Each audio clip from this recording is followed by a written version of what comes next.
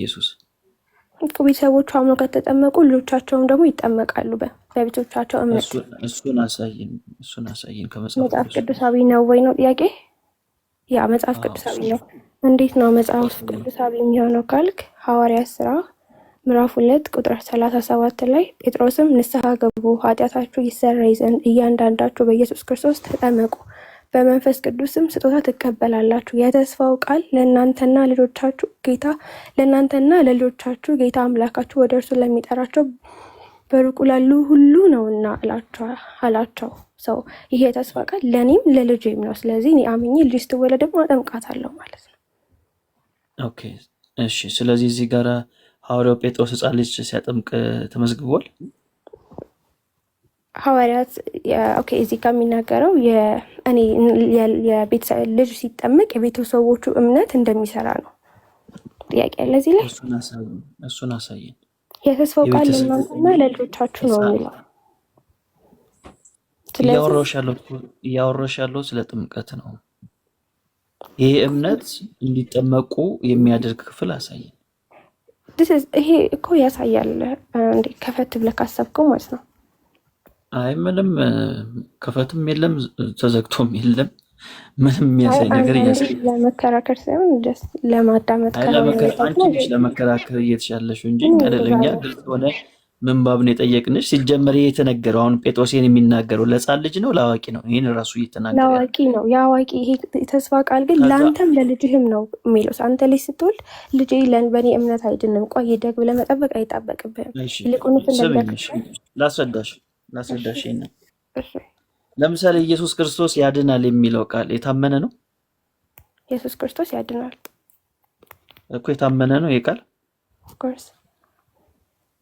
እሺ ይሄ ቃል ነገ ለሚወለዱ ህፃናቶች ይሰራል አይሰራም? ዘላለም ይሰራል። ይሄ ቃል ይሰራል። እሺ ነገ ለሚወለዱት ህፃን ልጆች የተስፋ ቃል ነው አይደለም? ነው። እሺ ይሄ የተስፋ ቃል ወደ ህይወታቸው ግን የሚመጣው መቼ ነው? ሲወለዱ። እንዴት ማለት ጥያቄ? ነገ ላይ ይኸውልሽ ህፃናት ነገ ላይ የሚወለዱ ህፃናቶች ይኖራሉ አይደል? እነዚህ ህፃናት ልጆች ኢየሱስ ክርስቶስ ያድናል፣ ኢየሱስ ክርስቶስ መሲሁ ነው የሚለው ቃል የተስፋ ቃል ነው፣ የእምነት ቃል ነው። ለነዛ ልጆች ግን የሚሰራው መቼ ነው ከተባለ አድገው ይህን ቃል አሜን ብሎ ሲቀበሉ መጀመሪያ ተስፋ የነበረው ለነሱ የእምነት ይሆንላቸዋል። ኦኬ ሰው እያልከኝ ያለው ልጅ ልጨርስ። ጴጥሮስ እዚህ ጋር እየተናገረ ያለው በፊት ተነግሮ የነበረው የተስፋ ቃል አለ። ይህ የተስፋ ቃል ለእናንተም ለልጆቻችሁም ነው እያለ እየተናገረ ነው። ግን መቼ ነው የሚሰራው ከተባለ የተስፋው ቃል አምኖ ሲቀበሉት ነው። አምኖ ካልተቀበሉት አይሰራም። ጀስት ተስፋ አለ ማለት ይሆናል ማለት አይደለም። መቀበል አለባቸው። ለዛ ነው እዛው ምዕራፍ ላይ ቃሉን የተቀበሉ ተጠመቁ ይለናል። ስለዚህ የተቀበሉ ሰዎች ናቸው የተጠመቁት። የተቀበሉት ደግሞ እነማን ናቸው ከተባለ ትላልቅ ሰዎች ናቸው እንጂ ህፃናቶች አልተቀበሉም፣ ሊቀበሉም አይችሉም። እሺ አሁን አንተ እያልከኝ ያለው አቋይ ሲጨምር ያላመነ ይድናል ብለህ አታምንም አይደል? ያላመነማ እንዴት ይድናል? ስለዚህ ልጆች ሳይጠመቁ ሳያምኑ ቢሞቱ ሲኦል ነው የሚገቡት ብለህ ነው የምታስበው? አላመኑም። እንደዚህ አላልኩም። እንደዚህ አላመኑም እኮ ግን ህፃን ልጅ ሲኦል ይገባል የሚል ትምህርት መጽሐፍ ቅዱስ ላይ የለም። ግን እኮ አላመኑም። ያላመነ ደግሞ አይድንም እያልክ ነው። ማመንና ለማመን ለህፃን ልጅ አይደለም የሚጠቀሰው። ስለዚህ ሳያምን ምላሽ ለሚሰጥ ነው። እሺ አሁን እያልክ ያለው ሰው ሳያምን ቢሞት ይድናል፣ ሳያምን ቢጠመቅ ግን አይድንም እያልክ ነው። እየተናገርኩት ያሉትን ሀሳብ እየተረዳሽኝ ይሄን ነው እያልክ ያለው። ልጅ ሰው ሳይጠመቅ ኦኬ እሺ ህፃን ልጅ ቢሞት ሲኦል ይገባል የሚል ትምህርት መጽሐፍ ቅዱሱ የለውም። ያለው ምትይ ከሆነ አሳይኝ። የለውም። እኔ እኮ ሲጀምር እኔ እያልኩኝ አይደለም፣ አንተ ነው ያልከው። ከሌለው እኔ አላልኩ። መቼ ነው ያልኩት እኮ? እሺ ሰው ሲጀምር ታዲያ ቆይ ልጆች ሳያምኑ ቢሞቱ የሚድኑ ከሆነ ለምንድነው ሲያምኑ ቢጠመቁ ማይድኑ? በልጅ ማመን አለማመን የሚባል ነገር የለም እንዴ? ሰው ጥምቀት ምንም አይገናኝም። አሁን ከተነሱ ሀሳብ ጋራ ክርስቶሳዊ ማለት ራሱ ምን ማለት ነው? ከክርስቶስ ሞትና ህይወት ከአንድ ይሆናል ብለህ ታምናለህ? ያለ ጥምቀት ሰው ኦኬ፣ እሺ። ስለ የትኛው ጥምቀት ነው እያወራሽኝ ያለሽ? አንዲት ጥምቀት። እሱ አንዲት ጥምቀት ምንድን ነች? ምን ማለት ነው አንዲት ጥምቀት እኮ ምንድን ነች እሱ አንዲት ጥምቀት? 5 ላይ አንዲት ጥምቀት አንድ ጌታ አንድ አማኝ ከሚል ሰው አላቅም ትያለሽ። ከዛ ደግሞ መስማት አትፈልጊም። አስረዳኝ ስል ተናገሪ ትለኛለህ። ላስረዳ ስል እኮ ትገቢያለሽ ማለት ነው። እሺ ይኸው ዝም እሺ፣ ጨርሽ ይውጣልሽ። እሺ ተናገሪ ይውጣልሽ እና ከዛ አወራለሁ። ተናገር የሚለውስ ችግር የለው። በቃ እሺ፣ እንደዛ ከሆነ አሁን እኔ እየተናገርኩ ያለው ዳይሬክትሊ ስላንቺ አይደለም ብያለሁ። ይሄንንም ስላልሰማሽኝ ነው። ይኸው ስትል ነው እዚህ ጋር አቋርጬ አወራሁት። ይቅርታ። ኧረ ተይ፣ አሁንም ገባሽ ማለት ላይ ኦርቶዶክስ የሚነካ ነገር ስታወራ ብቻ ነው የምገባው። ስለኔ ችግር የለውም። እናገራለሁ እንጂ የከፈትነው እኮ ኦርቶዶክስ ስህተት እንደሆነች ለመናገር ነው። እርሱን አላየሽውም እንዴ? ስለዚህ በየሰከንዱ የምታቋርጭኝ ከሆነ ጊዜ ነው የምትገድይ። እሺ አውራ፣ አትፈታተኝ። እንደውራ ታደርገኛለህ። ኦርቶዶክስ ስታወራ እንድበልስ ታደርገኛለህ። ፖይንታችን እሱ ነው። እዚህም ቤት የከፈትንበት ፖይንት ይሄ ነው። ጥምቀት ስትሉ ጀስት ምን እንደሆነ ጥምቀት ራሱ ብዙ ሰው አያውቅም፣ ብዙ ኦርቶዶክሳዊ አያውቅም። እሱን ነው ለማሳየት እየሞከርን ያለ ነው ማለት ነው። ስለዚህ መጽሐፍ ቅዱስ አሁን የተለያዩ አይነት ጥምቀቶች እንዳሉ እያሳየውሽ ይገኛለሁ ማለት ነው። ዕብራውያን ላይ ቅድም አሳየውሽ፣ ዕብራውያን 6 ላይ፣ አሁን ደግሞ አንደኛ ቆሮንቶስ ምዕራፍ 15 ላይ አሳየውሽ ስለ ሙታን የሚጠመቁ ሰዎች እንደነበሩ ሐዋርያው ራሱ እንደተናገረ እንግዲህ መጽሐፉን እያሳየውሽ ነው ያለሁት። ሌላም አለ። ጥምቀት ስንል ምንድነው አዲስ ኪዳን ላይ የሚናገረው የሚለውን ሀሳብ ደግሞ ጨምሬ ደግሞ አሁንም አሳይሻለሁ ማለት ነው። ስለዚህ አንቺ እውነት ማወቅ የምትፈልጊ ከሆንሽ፣ መረዳት የምትፈልጊ ሴት ከሆንሽ እነዚህ የምሰጣቸውን ጥቅሶች ሲይዥና በደንብ ታጠኛቸዋለሽ፣ ታነቢያለሽ፣ ትጠይቂያለሽ። ኦኬ፣ የግድ መተማመን አይጠበቅም። እሺ ልክ ነው። እነዚህን ጥቅሶች ያመጣኸው አንዴ ሜሎስ፣ እነዚህን ጥቅሶች ያመጣኸው ምን ለማለት ነው? ጥምቀት አንድ አይደለም ልትለኝ ነው? ምን ለማለት ፈልገህ ነው? የተለያየ ጥምቀትማ አለ። እኔ እኮ ያልኩት አንዲቷ ጥምቀት ክርስቶሳዊ የምንሆንባት ከክርስቶስ ሞትና ሕይወት ጋር አንድ የምንሆንባት ጥምቀት ግን አንድ ናት። በሕይወት ዘመናችን አንድ የምንጠመቅባት ናት ነው ያልኩት። አሁን የተለያየ ጥምቀት አለ ማለት ጀመርሽ? አሚን። የተለያየ ጥምቀት ስለ እኔ አሁን በቅርብ ተጠምቄያለሁ። እሷን ጥምቀት አይደለም የተጠመቅኩትኝ። አይ እሱን አይደለም። ይሄ ጸበል ምናምን የምትሉት እሱን አይደለም። እዚህ ጋር ሐዋርያው ጳውሎስ ስለ ጸበል አያውቅም። ሐዋርያው እኮ እሺ፣ እነሱን ተዋቸው። ቆሮንቶስ ክርስቲያኖች ወይ አልተዋቸው። ለምንድን ነው ሐዋርያው እኮ የተናገረ? ዛሬ ታወራለህ ስለሱ፣ ግን ዛሬ ደግሞ ስለ አንዲቷ ጥምቀት ብቻ እናውራ። መጀመሪያችን አንዲቷን ጥምቀት ማወቅ አለብሽ። እሱን እኮ ነው ላስረዳሽ። አሁን ጳውሎስ የሚያወራው አንዲቷ ጥምቀት ይህንንም ያካትታል የምትለው በሰሚኝ እኮ ግራ ትጋባ። ሰምሃለሁ። ጥያቄን አትመልስም፣ ሌላ ነገር ነው የምታወራው። ለዛ ነው ድጋሜ መጋብር የጠየቅኩ። ሐዋርያው ጳውሎስ ሴቶች በጉባኤ መካከል ዝም ይበሉ ያለው አሁን በደንብ እየገባኝ ነው። እሺ አንዲት ጥምቀት ጳውሎስ ድረስ አንዲት ጥምቀት ያልኩበት አንዲት ጥምቀት ስትይ የአንዲት ጥምቀት ምን እንደሆነ ላስረዳሽ እየሞከርኩ ነው ያለሁት። ኦኬ፣ አንቺ አንድ ጥምቀት ሲባል አይምሮሽ ውስጥ የሚመጣው የውሃው ጥምቀት ብቻ ነው አይደል? በ40 እና በ80 ቀን የምትጠመቁት። እኔ ደግሞ ሌላ ነው የሚመጣው። እሺ፣ እሱን ላስረዳሽ እየሞከርኩ ነው። አስረዳኝ። ልክ ትሽከረከራለህ ግን አታስረዳኝ። ኤፌሶን ላይ የውሃ ጥምቀት ስለመሆኑ ምንድን ነው ማስረጃሽ? ጥምቀት ሌላ የውሃ ጥምቀት ሌላ ስለማላቅ ነው። ስለማታውቂ በቃ ኤግዛክትሊ እሱን ነው እያሳየሽ ያለሁት። ስለማላቅ መጽሐፍ ቅዱስ ጥምቀት የሚለው እንግዲህ በአብ ወልድ በመንፈስ ቅዱስ እያጠመቃችሁ ደቀ መዛሙርት ያድርጓቸው ያለው ኢየሱስ ክርስቶስ ያቺኛዋን አንዲት ጥምቀት ነው ኤፌሶን የሚያወራው ብዬ ነው ለተማርኩት። ሌላ ነው ወይ ብዬ ስጠይቅ ደግሞ አዎ ነው ብለህ መለስ። አዎ እያሳየሁሽ ነው ያለሁት። አላሳየኸኝም። ቅድም አላቅም አላልሽኝ? ዕብራውያን ላይ ጠቀስኩልሽ አይደል? ዕብራውያን ላይ ያለው ይሄ ጥምቀት ይሄ አዲሷ ጥምቀት ይቺ ናት፣ አንድ ናቸው። ኤፌሶን ላይ ያለው ጥምቀትና ዕብራውያን ላይ ያለው ጥምቀት አንድ ነው ነው? ወይ እሱ ላይ ልመጣልሽ ነው። አሁን ብዙ ጥምቀቶች እንዳሉ መጀመሪያ ላስረዳሽ።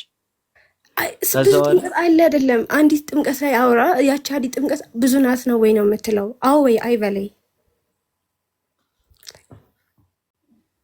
እሺ ለመጨረሻ ጊዜ ልትገምልሽ። አዲስ ኪዳን ላይ ብዙ ጥምቀቶች አሉ። ስለዚህ ከነዚህ ብዙ ጥምቀቶች መካከል ኤፌሶን መልእክት ላይ አንዲት ጥምቀት የተባለው ምንድን ነው ወደሚለው ሀሳብ መጣልሻለሁ። መጀመሪያ በቤተ ክርስቲያን ውስጥ ብዙ ጥምቀቶች እንዳሉ ላሳይ ስለፈለግኩ ነው የመጀመሪያው ፖይንት። እሺ አንቺ የምታውቂው በአእምሮሽ ውስጥ አንድ ጥምቀት ብቻ፣ የውሃ ጥምቀት ብቻ ነው የምታውቂው። እንደሱ ግን አይደለም። አሁን ወደ ሀሳቡ ልምጣልሽ። አንድ የመጽሐፍ ቅዱስ ክፍል እናንብብ እስቲ። ማቴዎስ ወንጌል ላይ አውጭልኝ። ሰማሃለሁ። ማቴዎስ ወንጌል ምዕራፍ 3 አውጭልኝ።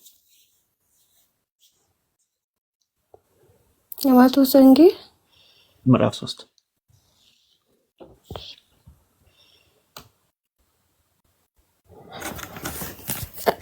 ቁጥር ስንት?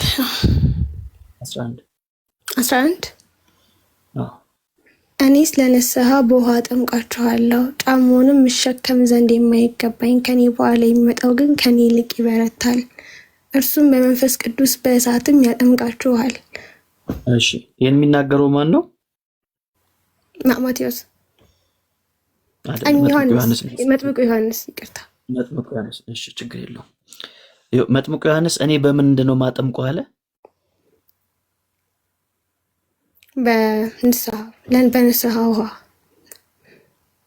በውሃ አይደል? በውሃ ነው የሚያጠምቅበት ምክንያት ለንስሐ ነው። ግን የሚያጠምቀው ማቴሪያሉ ምንድን ነው? ውሃ። በጣም አሪፍ። ከሱ በኋላ የሚመጣው ማን ነው? ከዮሐንስ በኋላ የሚመጣው ኢየሱስ። ኢየሱስስ በምንድን ነው የሚያጠምቀው? በመንፈስ ቅዱስ በእሳት። አዎ። ስለዚህ ልዩነቱን አሁን በደንብ ተመልከች።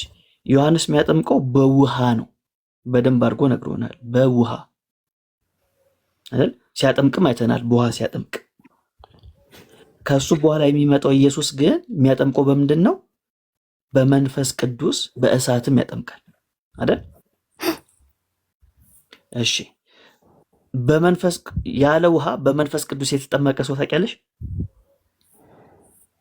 ማለት ሁሉም እኔ የተጠመቅኩትኝ በውሃ በመንፈስ ቅዱስ ነው። ያለ ውሃ ነው ያልኩሽ። ያለ ውሃ በመንፈስ ቅዱስ ማለት አልገባኝም። ጥያቄህን ታብራራለኝ። መጥምቁ ዮሐንስ በውሃ ነው አይደል የሚያጠምቀው የነበረው? አዎ።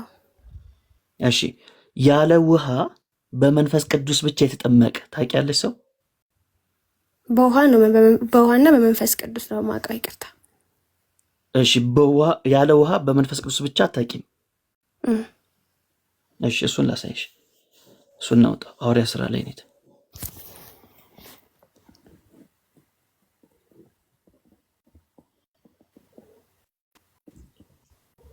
ምዕራፍ ስንት? ሐዋርያ ሥራ ምዕራፍ 1 እሺ ቁጥር 5 ቁጥር 4 ጀምረሽ አንብቢው።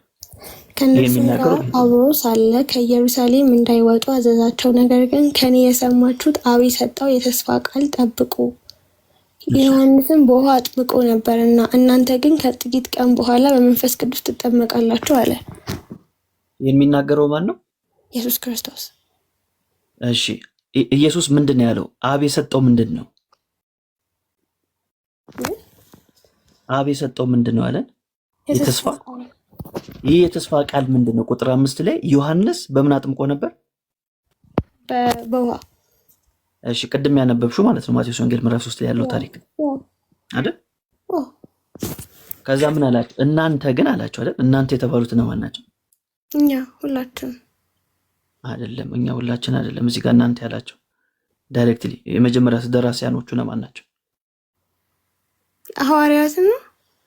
ሐዋርያትን ነው። አዎ ሐዋርያት። እናንተ ግን በምን ትጠመቃላችሁ አላቸው? በመንፈስ ቅዱስ።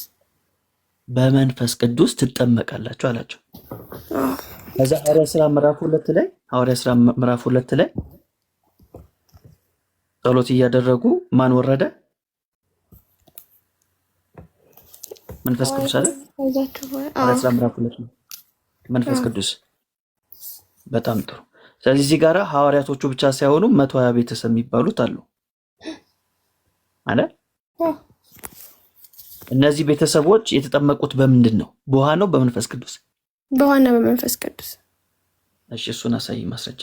እሺ አሁን አንተ ስትጠመቅ አሁን እዚህ ጋር ኢየሱስ ክርስቶስ እሺ እዚህ ጋር ያለውን ነው አንተ አልተጠመቅም።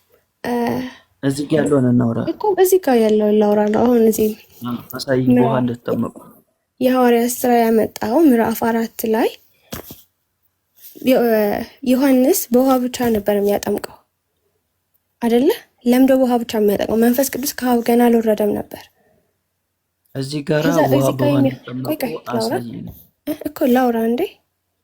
እሺ ዮሐንስ እኮ አንተ ያመጣውን ጥቅስ ነው እያብራራ ያለሁት። ከዛ ተስተሻል ትላለህ አንተ። እሺ ስለዚህ እዚህ ጋር ዮሐንስ ጋቸውን አሳየን። ሐዋርያቶቹ ብቻ አይደለም ማርያምንም ጨምሮ የጌታ እናትን ጨምሮ እዚህ ጋር ነበረች። እሺ ጴጥሮስም አሚን ቀሌላ አልተጠመቁም ነው ጥያቄ አልገባኝም። እንዴት አብራራልኛለህ ወይ? አይገባሽ ነው ታዲያ የምታብራሪው? አሁን ሌላ ጥያቄ ነው የጠየከኝ። ቆይ እዚህ ጋር አሁን ያልኩህ ልክ አይደለም ብለህ ነው የምታስበው? ጀምሮ ተመሳሳይ ነገር ነው እየተናገርኩ ያለሁት። አሁን ያልኩት ነገር ልክ አይደለም ብለህ ነው የምታስበው? አዎ ምንም ልክ የሆነ ነገር አልተናገርሽም። ስለዚህ በመንፈስ ቅዱስ ትጠመቃላችሁ ከጥቂት ጊዜ በኋላ ያለው መንፈስ ቅዱስ ራሱ ያጠምቀናል። እሺ ቢያንስ ቆይ ስሚኝ፣ ሐሳቤን ለመረዳት ሞክሪ። ለመመለስ ሳይሆን ለመረዳት ሞክሪ። ለመረዳት ነው። አለመቀበል ትችላለሽ። በቃ እሺ ስሚኝ፣ አንድ ደቂቃ ስጪኝ። ስሚኝ አሁን ሁለት ጥቅስ አገናኝቼ ተነገርኩሽ። ማቴዎስ ወንጌል ምዕራፍ 3 ላይ ዮሐንስ በግልጽ ተናገረ። እኔ በውሃ ብሎ ተናገረ። ከኔ በኋላ የሚመጣው ግን አለ በመንፈስ ቅዱስና በእሳት ነው የሚያጠምቀው አለ። ስለዚህ መጥምቁ ዮሐንስ ለያይቶ ነገረን። የዮሐንስ የሚያጠምቀው ምንድነው? በውሃ ነው። ኢየሱስስ በመንፈስ ነው፣ በውሃ አይደለም። ይህንን ራሱ ጌታችን ኢየሱስ ክርስቶስ የሐዋርያት ሥራ ምዕራፍ 1 ላይ አብ የሰጠው የተስፋ ቃል ይሄ ነው ብሎ ተናገረ። ምንድን ነው?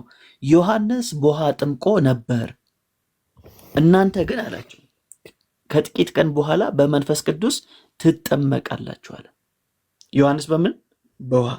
እናንተ ግን በምንድን ነው የምትጠመቁት? በመንፈስ ቅዱስ አለ። ይህን ደግሞ ሐዋርያት ሥራ ምዕራፍ አራስ ጨርሽኝ ጥያቄ ነበር። እሺ ጨርስ። ሐዋርያት ሥራ ምዕራፍ 2 ላይ መንፈስ ቅዱስ በእነሱ ላይ ወረደ። ስለዚህ የቤተክርስቲያን ውልደት ተብሎ ነው የሚታወቀው። ሐዋርያት ሥራ ምዕራፍ 2 ላይ ቤተክርስቲያን የተወለደችው በመንፈስ ቅዱስ ነው፣ በውሃ አይደለም። ስለዚህ የመንፈስ ቅዱስ ጥምቀት የሚባል አለ ከውሃ ጥምቀት በዘለለ። እሱን ነው ላሳይሽ የፈለግኩት። አብ የሰጠው የተስፋ ቃል የውሃ ጥምቀትን አይደለም፣ የመንፈስ ቅዱስን ጥምቀትን ነው። ይህን ራሱ ጌታ ኢየሱስ ነው ሐዋርያት ሥራ ምዕራፍ 1 ከቁጥር 4 እስከ 5 ድረስ የነገረን። አይ ሐዋርያቶቹ ማርያምም እዚህ ጋር ሐዋርያት ሥራ ምዕራፍ 2 ላይ የነበሩት ቤተሰቦች ጠቅላላ በውሃ ተጠምቀው ነበር ካልሽኝ ማስረጃውን ቁጭ ታደርጊያለሽ ማለት ነው። እሺ የተለያየ ነው። እዚህ ጋር አንተ የምታምነው ከጥቂት ጊዜ በኋላ በመንፈስ ቅዱስ ትጠመቃላችሁ ሲል ኢየሱስ ክርስቶስ በውሃ ነው የምንጠመቀው። ከዛ በውሃ ያንኛ በውሃ ስንጠመቅ በመንፈስ ቅዱስ እንጠመቃለን ብዬ ነው የማስበው። አንተ ደግሞ ደስ ልረሊ አንቺ የምታስቢው ምን ያደርግልናል? መጽሐፉ የሚለው እኔ የማስበው ሳይሆን መጽሐፍ ቅዱስ የሚለው ነው። አንተ የተላሳየኝ በውሃ መጠመቃቸውን በመንፈስ ቅዱስ ጥምቀት ራሱ ምንድን ነው? ጥምቀት ያለ ውሃ እንዴት ነው አንተ ስታስበው? ጥምቀት ያለ ውሃ እሱን ነው ቅድም ያልኩሽ። እሱን አየሽ አይደል? ውሃ ብቻ ነው ማይንዳችሁ በራሱ ውሃን ያሳያል። የውሃ ጥምቀት በምን ትጠመቃላችሁ?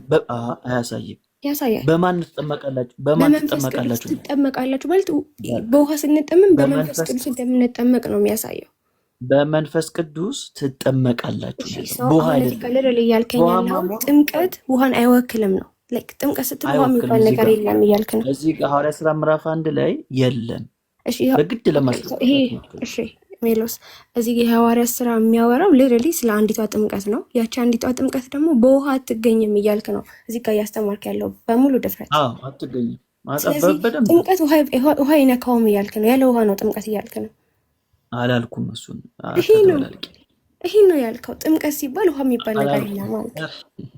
ያላልኩትን በግድ ብለሃል አትበይም። መናገሩን በደማቅ አንቺማ ላለመስማት የሆነ ነገር ለመናገር ስለመጣሽ እንደዛ ነው። እኔ ሳወራ አንቺን በነገራችን ላይ አንቺ ብቻ እያሰብኩ አይደለም። ማያቀሰው የምታወራ እንደዚህ ነው የሚረዳ። ይቅርታ እኔ 500 ሰው አለ፣ እነሱን ታሳቢ አድርጌ ነው የማወራው። ቢያንስ በቅንነት ቁጭ ብሎ የሚሰማ ሰው ስላለ እነሱን እያሰብኩ ነው የማወራው። ለአንቺ ብቻ አይደለም የማወራው። ስለዚህ ለምትሰሙኝ ሰዎች ቆይ ስሙኝ። እኔም ማስረጃ አቅርቤያለሁ፣ በደንብ እየጠቀስኩ እያሳየው ነው። በመንፈስ ቅዱስ ትጠመቃላችሁ አለ ነው የሚለው። ስለዚህ የውሃ የሚባል ነገር እዚህ ጋር የለም። ለዛ ነው ኢየሱስ መለየት ያስፈለገው። ለዛ ነው የውሃ ጥምቀትን ያጠመቀው ዮሐንስ ነው፣ ለየው። እናንተ ግን አላቸው፣ እናንተ ግን በምን ትጠመቃላችሁ? በመንፈስ ቅዱስ ትጠመቃላችሁ ብሎ ጌታ ኢየሱስ ክርስቶስ ለየው። እንግዲህ የኢየሱስን ቃል አልቀበልም ከተሆነ መብታችሁ ነው። ይሄ ብቻ አይደለም፣ መጨመር እችላለሁ ጥቅስ። ኦኬ፣ ቅድም ያሳየሁሽ የማቴዎስ ወንጌል ላይ ነው። ማርቆስ ላይ የሚጄ ላሳይሽ እችላለሁ። በራስ የምትረዳ ጥቅስ ስትጠቅስ በራስ እየተረዳ ነው ያልከው። በራስ ሳይሆን ቃል በቃል ነው እያወሩ ያለሁት። የማርቆስ ወንጌል ምዕራፍ ተጠምቀሃል፣ በመንፈስ ቅዱስ ተጠምቀሃል ያለው መጀመሪያ ይሄን ሀሳብ እንጨርስ። እዚህ ሀሳብ ላይ አንተ እንዴት ነው ስላልገባኝ፣ እዚህ ሀሳብ ላይ የውሃ ጥምቀት አለ። ለእኔ አለ ካለ አሳየን። እዚህ ቁጥር ላይ ይሄ ራሱ የሚያወራው ስለ ውሃ ጥምቀት ነው። ለምን አልሽ ካልከኝ ዮሐንስ በውሃ ብቻ ነበር የሚያጠምቀው፣ ምክንያቱም መንፈስ ቅዱስ ከአብ አልወረደም ነበር። ክርስቶስ ግን መንፈስ ቅዱስ ስለከለም ዛሬ እኛ በመንፈስ ቅዱስ እየተጠመቅን ነው። አልተጠመቃችሁም እናንተ? እኔ ተጠምቄያለሁ። እኔ ተጠምቄያለሁ። ስንቴው ሊያውም እሱ ላይ ይመጣል። እንደተጠመቅኩ ይልንገራል ያዩና እሱ ፖይንት ላይ ይመጣልሻል። እንዳልተጠመቅሽ በመንፈስ ቅዱስ አሁን ወደ መጽሐፉ እንምጣና የውሃ ጥምቀት የሚለውን አሳየን። እዚህ ጋር ጥምቀት ስል ሲጀምር ቆይ ጥምቀት ውሃ አይደለም ነው ያልክ ያለው? አሳየን የውሃ ጥምቀት የሚለውን እዚህ ጋር። ጥምቀት ሲል ውሃን አይወክልም ነው እያልክ ያለው? ማሳየት አልችልም። የለም ጥምቀት ሲል ውሃን ነው የሚያወራው። ሲጀመር ያሳየን እዚህ ጋር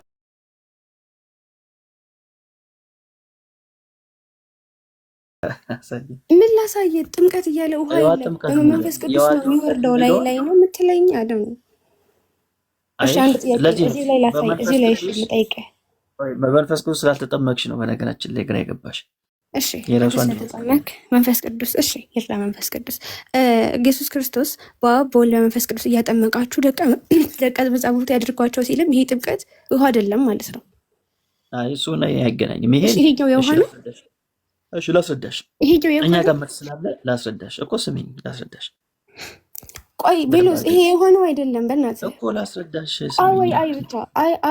አይ ብቻ እዚህ ጋር ላስረዳሽ። ዝም ብሎ ዳሽ ሞላ አይደለም። ዳሽ ሞላ አይደለም። አንቺ አትመልስም እኮ እንደዚህ ትልና ስለማትመልስ ሌታዎች አውራ በል። ችግር የለውም አልመልስም። ቅድም ብዬሻለሁ፣ ለአንቺ አይደለም እዚህ ለሚሰሙ ሰዎች ነው። እሺ ግን ለአንተ ነው የገባው። ስለዚህ ለኔ መልስ እፈልጋለሁ እኮ በቃ ስሚኝ። አሁን ስሚኝ፣ ልዩነቱን ላስረዳሽ። የመንፈስ ቅዱስ ጥምቀትና የውሃ ጥምቀት ምንድን ነው ለውጡ? የመንፈስ ቅዱስን ጥምቀት አጥማቂው ማን ነው? ኢየሱስ ነው። እዚህ ጋር እንደተናገረው ማቴዎስ ወንጌል ምዕራፍ 3 ላይ እርሱ ግን ላቋርጥ፣ በጣም ይቅርታ በማርያም በጣም ታገስኩሽ ማለት ነው። በጣም ስታገስሽ እንትን አደረግሽው፣ ስርዓት አጣሽ። አሁን ካልፈለግሽ መውረድ ትችላለሽ። ጎተንሽ አላስገባንሽ ነው። አሁን ለምትሰሙኝ ሰዎች በደንብ ላስረዳችሁ ምንድነው የመንፈስ ቅዱስ ጥምቀትና የውሃ ጥምቀት ልዩነቱ የሚለውን። የመንፈስ ቅዱስ ጥምቀትን የሚያጠምቀው ኢየሱስ ክርስቶስ ብቻ ነው፣ ሰው አያጠምቅም። ይሄን በማቴዎስ ወንጌል ምዕራፍ 3 ላይ ያሳይቻችኋለሁ። አጥማቂው ማን ነው? ኢየሱስ ነው። እኔ በውሃ አጠምቃችኋለሁ፣ እርሱ ግን ከኔ በኋላ የሚመጣው በመንፈስ ቅዱስ ያጠምቃል አለ። ስለዚህ በመንፈስ ቅዱስ የሚያጠምቀው ኢየሱስ ነው። ቄስ አያጠምቅም፣ ፓስተር አያጠምቅም። 4 ነጥብ። የማቴዎስ ወንጌል ምዕራፍ 28 ላይ ያለውስ ምንድነው ከተባለ አጥምቁ ነው ያለው። ጌታ ኢየሱስ ለሰው ነው ትእዛዙን የሰጠው። ሰው ነው በውሃ የሚያጠምቀው። የማቴዎስ ወንጌል ምዕራፍ 28 ላይ ጌታ ኢየሱስ ደቀ መዛሙርቱን ነው ሂዱ ያላቸው። ከዛ ወንጌልን ስበኩ አላቸው። ከዛ ምን አድርጎ አጥምቁ አላቸው ማለት ነው። ስለዚህ ሰው በምንድን ነው የሚያጠምቀው ከተባለ ሰው ደግሞ የሚያጠምቀው በውሃ ነው የሚያጠምቀው። ስለዚህ ማቴዎስ ወንጌል ላይ ያለው ሐሳብ የውሃ ጥምቀት ነው። ለምን? ሰው ስለሚያጠምቅ። እንግዲህ ሂዱና አሕዛብን ሁሉ በአብ በወልድ መንፈስ ቅዱስም እያጠመቃችኋቸው ነው የሚለው። ሰው በውሃ ያጠምቃል። የማቴዎስ ወንጌሉ ምዕራፍ 3 ላይ፣ የማርቆስ ወንጌል ምዕራፍ 1 ላይ፣ የሐዋርያ ሥራ ምዕራፍ 1 ላይ ያለው ጥምቀት፣ ኤፌሶ ምዕራፍ 4 ላይ ያለው ጥምቀት የመንፈስ ጥምቀት ተብሎ ነው የተጠራው፣ የውሃ ጥምቀት አይደለም።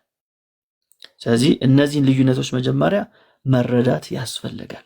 ይገባኛል፣ ሐሳቡ ለአንቺ አዲስ ነው፣ እንግዳ ነው ለአንቺ፣ ለመጽሐፉ ሳይሆን ለአንቺ። ሰምተሽው አታውቂም፣ ቤተክርስቲያኒቷ ውስጥ እንደዚህ አይነት ትምህርት ስለሌለ፣ መጽሐፉ ላይ ግን አለ። ስለዚህ አንድ ቀን አሃ የምትይበት ጊዜ ይመጣል። እኛም እንደዛ ስለነበር የሆነ ጊዜ ላይ ለካ እንዲህ ነበር የምትይበት ጊዜ ይመጣል። ግን ቢያንስ አሁን ላይ እነዚህ ነገሮች ጻፊያቸው ምን ለማንበብ ለመረዳት ሞክሪ።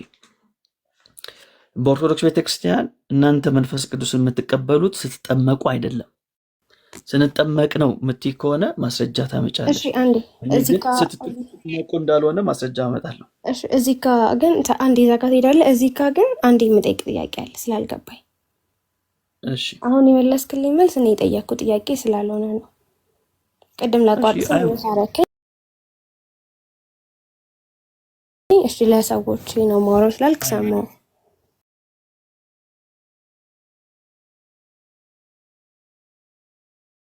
እዚህ ጋር ልጠይቅህ።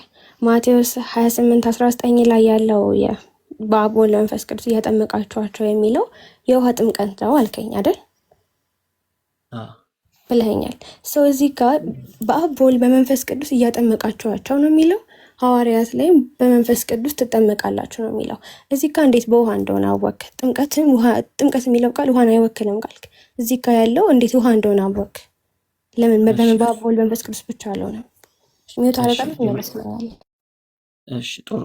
የመጀመሪያው ነገር ቅድም መልሼው ነበር አልሰማሽም እንጂ መጀመሪያ ቅድም መልሼዋለሁ። እዚህ ጋር አጥማቂው ሰው ነው ብዬሻለሁ። ሐዋርያቶቹን የላካቸው ሐዋርያቶቹ ደግሞ ሲያጠምቁ አይተናቸዋል። ሐዋርያ ሥራ ላይ በምንድን ያጠመቁት? በውሃ ነው ያጠመቁት። የታዘዙት እነማን ናቸው? ሐዋርያቶቹ። ሐዋርያቶቹ ሲያጠምቁ አየናቸው። በምንድን ያጠመቁት? በውሃ ነው ያጠመቁት። ስለዚህ የውሃ ጥምቀት መሆኑን አወቅን። ሁለተኛው ነገር እዛ ማቴዎስ ወንጌል ምዕራፍ 3 ላይ፣ የማርቆስ ወንጌል ምዕራፍ 1 ላይ፣ የሐዋርያ ሥራ ምዕራፍ 1 ላይ ያለው ሐሳብ ደግሞ በመንፈስ ቅዱስ ትጠመቃላችሁ ነው ያላቸው። ጌታ እሱን የተናገረው አብ ወልድ መንፈስ ቅዱስ አይደለም፣ በመንፈስ ቅዱስ። ለምንድን ነው ያፕን ያደረገው ከተባለ አነጻጽሮ ከውሃው ጋር ነው ያሳየው።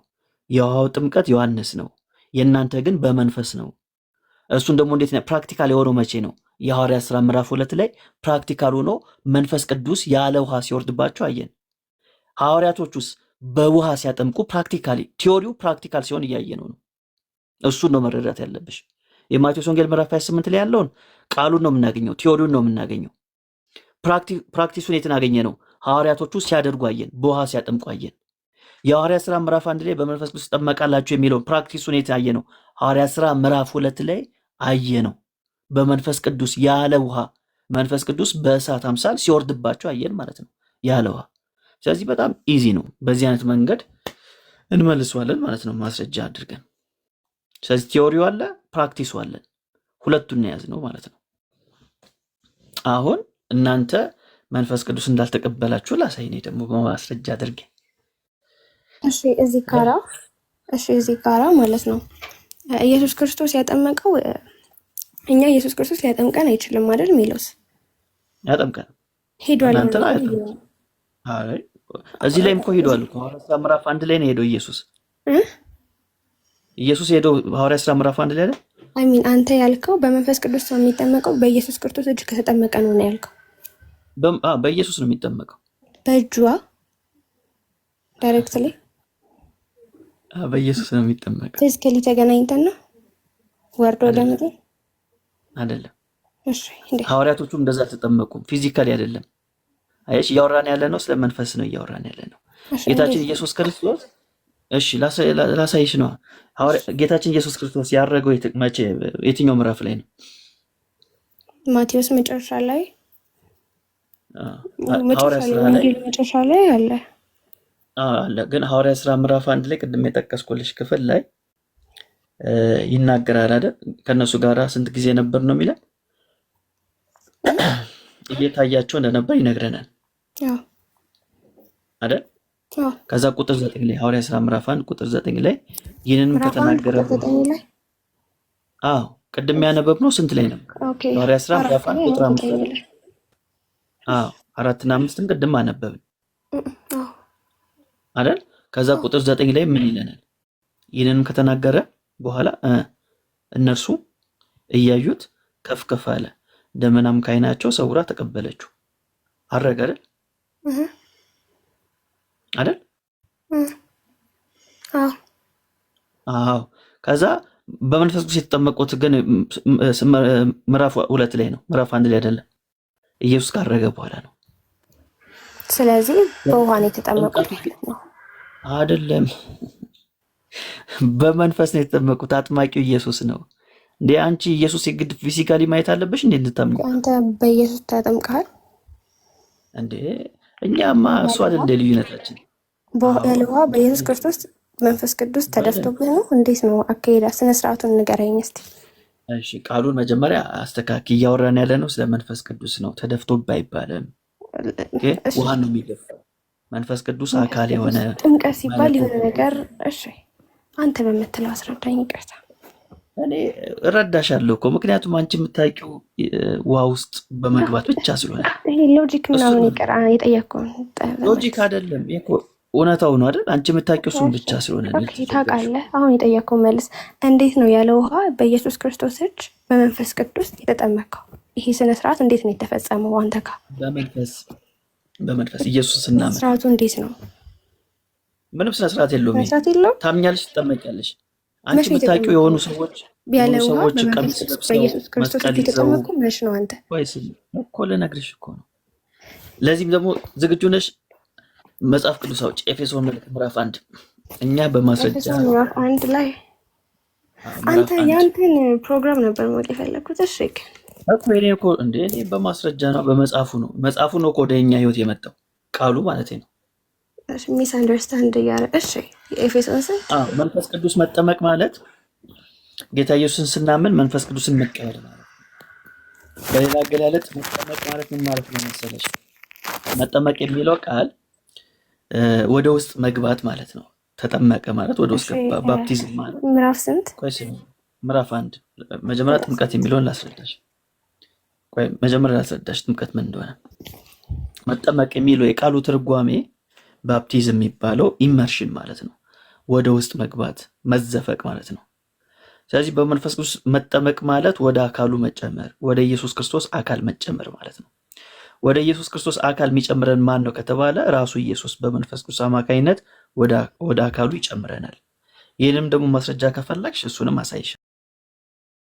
ቃል በቃ ታዲያ መታተም ምንድን ነው? ከመንፈስ ቅዱስ ጋር አንድ መሆን፣ መንፈስ ቅዱስን መቀበል። እሺ ይህን የሚሆነው በእምነት ነው በውሃ ነው? እዚህ ጋር ስለ እምነት ነው የሚያወራው ሲጀመር እምነትና። እሺ አሁን እዚህ ጋር ጥምቀት ያለ ውሃ ይካሄዳል የሚለው እንደተሰለኝ ላሳይሽ ነው። ቆይ ያቸኩይ እባክሽ። ማለት ፕሮግራም አለሽ? ለሊት ነው እኮ ተኛለሁ። እሺ እኮ በቃ አቸኩይ። አሁን ላስረዳሽ ነው። አሁን ቅድም ብዬሻለሁ፣ ቲዮሪ አለ ፕራክቲስ አለ ብዬሻለሁ አይደል? አሁን ቲዮሪውን እያሳየሽ ነው። ወደ ፕራክቲሱ እመጣለሁ። አየሽ አይደል? ሰው ያምናል፣ መጀመሪያ ይሰማል ወንጌልን፣ ከዛ ያምናል። ሲያምን ይታተማል። አለቀ። ውሃ የለም፣ ፊዚካል የሚባል ነገር የለም እዚህ ጋር። እሺ ይህን ፕራክቲስ እናድርገው። ሐዋርያ ሥራ ምዕራፍ 10 ላይ ነኝ። እዚህ ጋር ከጥያቄና ከሀሳባችን እየወጣ ነው። ሜሎስ አልወጣሁም። ተይ ይህን መለኮት የሆነ ጌታ ያለ ውሃ አያወራም ስትይ እግዚአብሔርን አንተ ነው የእግዚአብሔርን ቃል ያስተካከለው። በአብ ወልድ በመንፈስ ቅዱስ እያጠመቃችኋቸው ሲል ውሃ ከየት እንዳመጣ አታውቅም። እሺ ቆይ ተረጋጊ። መጀመሪያ ይህን መለኮት የሆነ አካልን ያለ ውሃ አያወራም ስትይ ራሱ ሊከብድሽ ይገባል። እንደዛ ጥምቀት ሊትራሊ ስለ ውሃ ነው የምለው እኔ። በይ አንቺ መብትሽ ነው። በይ የፈለግሽውን በይ። እኔ መጽሐፉ የሚለውን ነው የምለው። አሁን ላሳይሽ ነው። ሐዋርያ ሥራ ምዕራፍ 10 ላይ ነኝ። ሐዋርያ ሥራ ምዕራፍ 10 ላይ ምንድነው አፕን ያደረገው የሚለውን ላስረዳሽ። እሺ ሐዋርያ ሥራ ምዕራፍ 10 እስቲ ክፈችው።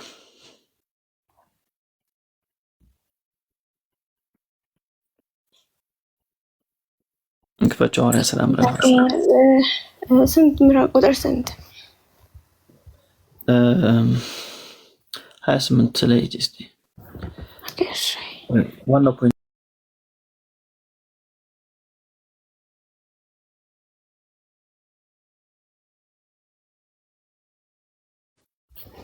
ሐዋርያት ሥራ 37 ከፍቻለሁ። 37 ምን ይላል? ዮሐንስም ከሰበከው ጥምቀት በኋላ ከገሊላ ጀምሮ በይሁዳ ሁሉ የሆነው ነገር እናንተ ታውቃላችሁ። እሺ ዮሐንስ የሰበከው ጥምቀት ምንድን ነው? ጥምቀት ካለ ያው ጥምቀትን የሰበከው ማለት ነው እኮ። ምንድን ነው? የውሃ ጥምቀት አይደል? ያው በጣም ጥሩ። ቀጥያም 38 ስንት 8 ቀጣይ ቁጥር 38 እሺ። እግዚአብሔር የናዝሬቱ ኢየሱስ በመንፈስ ቅዱስ በኃይልም ቀባው፣ እርሱም መልካም እያደረገ ለዲያብሎስም የተገዙትን ሁሉ እየፈወሰ ዞረ፣ እግዚአብሔርም ከእርሱ ጋር ነበርና። እሺ የሚሰብከው ማን ነው? ጴጥሮስ ነው። አዎ ስለ ዮሐንስ ነገረን። አሁን ስለ ኢየሱስ ክርስቶስ መስበክ ጀመረ። የሚሰብከው ለማን ነው? ለቆርኔሊዮስና ለቤተሰቡ ነው። እሺ ከዛ ወረጅና 43 ላይ አንብብ። በእርሱ የሚያምን ሁሉ በስሙ የኃጢአቱ ስርየት እንዲቀበል ነቢያት ሁሉ ይመሰክሩለታል። እሺ በእርሱ የሚያምን በማን የሚያምን ማለት ነው? በኢየሱስ ክርስቶስ የሚያምን። እሺ በኢየሱስ የሚያምን ምንድን ነው የሚያገኘው? የስሙ ኃጢአት ስርየት እንዲቀበል ነቢያት ሁሉ ይመሰክሩለታል። የኃጢአት ስርየትን ይቀበላል። እሺ ወንጌልን ነገረው አይደል? ባጭሩ ቁጥር 44 ላይ ምን አደረገ? ጴጥሮስም ይህንን ነገር ገና ሲናገር ቃሉን በሰሙት ሁሉ ላይ መንፈስ ቅዱስ ወረደ። ማን ወረደ? መንፈስ ቅዱስ። በውሃ ያለ ውሃ? ኦኬ ያለ ውሃ አዎ ቅድም አሳይቼ ነበር። የለብኝም መንፈስ ቅዱስ ያለ ውሃ አይንቀሳቀስም አላልኩም። ያልኩት ትጠመቃላችሁ የሚል ነገር ካለ ልትሪ ስለ ውሃ ነው ያልኩት። ቆይ የቀደም ያለ ውሃ አይናገርም ስትይ ለነበር አሁን ያልኩትኝ እኮ ያለ ውሃ ተጠምቄያለሁ በመንፈስ ቅዱስ ስትል ጥምቀት ሳስብ ውሃ ሲፈስ ነው። ስለዚህ እንዴት ነው ያልኩት። አንቺ ሲፈስ ነው የምታውቂው፣ ሲፈስ ነው የምታውቂው ማለት ነው። ውሃ ሲፈስ ነው የማውቀው። አዎ አንቺ የምታውቂው እንደዛ ነው። እኔ ደግሞ እያስረዳሁሽ ነው ያለሁት። አሁን እዚህ ጋር ቆርኔሊዮስ ይህን ወንጌል ሳይሰማ አማኝ ነበር አልነበረም? አልነበረም። በጣም አሪፍ። ልክ የወንጌል ሰምቶ ሲቀበል ማን የወረደበት? መንፈስ ቅዱስ። መንፈስ ቅዱስ የወረደው በውሃ ነው ያለ ውሃ ነው? መንፈስ ቅዱስ ያለ ውሃ አይንቀሳቀስም አላልኩም። ባለ ውሃ ያለ ውሃ ነው። ኦኬ መንፈስ ቅዱስን ተቀበለ አይደል? አዎ። እሺ ቆርኔሊዮስ እዚህ ጋር አድነዋል? ከምንድን ሄዳ ነው? ድነት አንድ ነው፣ ከዘላለም ሞት ሌላ ምንም ድነት የለም። ከዘላለም ሞት ማለት አተወሳስቡት። ከኃጢአት ተፈቷል ወይስ አልተፈታም? ቁጥር 43 ላይ ተናገረ። የለም እንደዛ የሚል የሚያዳም የለም ብላችሁ ድኗል ስትል ቁጥር 43 ላይ የኃጢአቱን ስርየት እንዲቀበል ይላል። ኃጢአት ከምን ኃጢአት? ከሰራው ኃጢአት ምንም ኃጢአት ከአዳምና ሔዋን የመጣ ኃጢአት ከአዳምና ከሔዋን የመጣ ኃጢአት ምናምን ሳይሆን ኃጢአት ነው የሚለው። ኢየሱስ ለኃጢአት ነው የሞተው። ስለዚህ ይሄ ቆርኔሊዮስ ድኗል ወይንስ አልዳንም? መንፈስ ቅዱስ ወርዶበት ኃጢአቱ ተሰርዞለታል። ድኗል አልዳንም? ድህነት ብዙ ነው። እኔ አሁን ድነሻል ብትለኝ ጉንፋን ይዞ ሊሆን ይችላል። ድኛለሁ እልሃለሁ። ከጉንፋን ከምን ስለ ጉንፋን እያወራን አይደለም። ድነሃል ሲባል ጉንፋን አድርገው ከምን ስለ ዘላለም ሕይወት እያወራን ነው። ዘላለም ሕይወት አግኝቷል ወይ? አዎ ክርስቶስ የሚመጣው ያለ ስራ ነው እንዴ? ክርስቶስ እኮ ተመልሶ አግኝቷል ወይስ አላገኘም? አግኝቷል የዘላለም ሕይወት ወይስ አላገኘም? እኔ ምን ቤት ነኝ እሱን የምመሰክረው? የክርስቶስ መንፈስ ቅዱስ የወረደበት የዘላለም ሕይወት ያላገኘ ሰው ላይ ነው። የዘላለም ሕይወት ሲጀምር የዘላለም ሕይወት ያላገኘ ሰው ላይ ነው። የዘላለም ሕይወት ማለት ልትፈልግ የምታወራው ገነት ስለመግባት ነው። የዚህ ጋራ ቁመሽ አውሪኝ። ቆርኔሌዎስ መንፈስ ቅዱስ ወረደበት አልወረደበትም? ይኸውልሽ ቆርኔሌዎስ መንፈስ ቅዱስን ተቀበለ አይደል? ይሄ ሰውዬ የዘላለም ሕይወት አላገኘም። የዘላለም ሕይወት ማለት ገነት መግባት ከሆነ ገና ነው። እኔ ሲጀምር እሱ ላይ መፈር አልችልም። አግኝቷል አላገኘም? ኧረ እንዳትፈርጅበት። ሰውዬው የዘላለም ሕይወቱን አግኝቶ በሰላም እየኖረ ነው። እሺ ይሄንን እዚህ ጋር ላውራ እንዴ? ቆይ አራት አውሪ ቆይ ልቀጥል ገና መቼ ኧረ ባታወሪ ይሻላል። እዚህ ጋር አንድ ነገር ላውራ። 45 አንብቢ ይሆን 45 አንብቢ። ኦኬ እሺ። ከጴጥሮስም ጋር የመጡት ሁሉ ከተገረዙት ወገን የሆኑ ምዕመናን በአሕዛብ ላይ ደግሞ በመንፈስ ቅዱስ ስጦታ ስለፈሰሰ ተገረሙ። እሺ ምንድን የፈሰሰበት? የመንፈስ ቅዱስ መንፈስ ቅዱስ ነው። አንድ ነው አላልኩም? ውሃ ብቻ ሲፈስ ነው ማቆ ብለሽ ነበር አይደል ቅድም? መንፈስ ቅዱስም ይፈሳል። ውሃ ሲፈስ ነው ማቀው ነው ያልኩት። ውሃ ብቻ ነው ሲፈስ ያልኩት አላልኩም? ኦኬ አሁን አወቅሽ። ሌላም ነገር እንደሚፈስ አወቅሽ። አውቃለሁ ሌላም ነገር እንደሚፈስ፣ ግን ምንድን ነው ያልኩት? ጥምቀት ሲል ትጠመቃላችሁ ሲል እኔ የሚመጣልኝ ውሃ ነው፣ ስለዚህ ይፈሳል ያልኩት ለዛ ነው። በቃ እኔ የምፈልገው ማወቅሽ ነው፣ ወደዚህ ወደ ማወቅ ደረጃ እንድትመጪ ነው። እሺ አመሰግናለሁ ስለሻወከኝ። እዚህ ጋር የፈሰሰው ማን ነው? ቆይ እዚህ ጋር የፈሰሰው ማን ነው? ውሃ ነው መንፈስ ቅዱስ ነው? መንፈስ ቅዱስ። ተባረክ። እሺ እንቀጥል። ቁጥር 46 ያለ ውሃ ነው አይደል የፈሰሰው? ያለ ውሃ ነው አይደል የፈሰሰው? ያው አዎ ቴንክ ዩ 46 ላይ በልሳኖች ሲናገሩ እግዚአብሔርንም ሲያከብሩ ሰምቷቸዋልና። እሺ በልሳን የሚናገሩት እነማን ናቸው? ሌላ ቶፒክ አይደለም፣ እዚሁ ላይ አይደል ያለ ነው። በልሳን የሚናገሩት እነማን ናቸው? እዚህ ጋር ማን ነው እያወራ ያለው?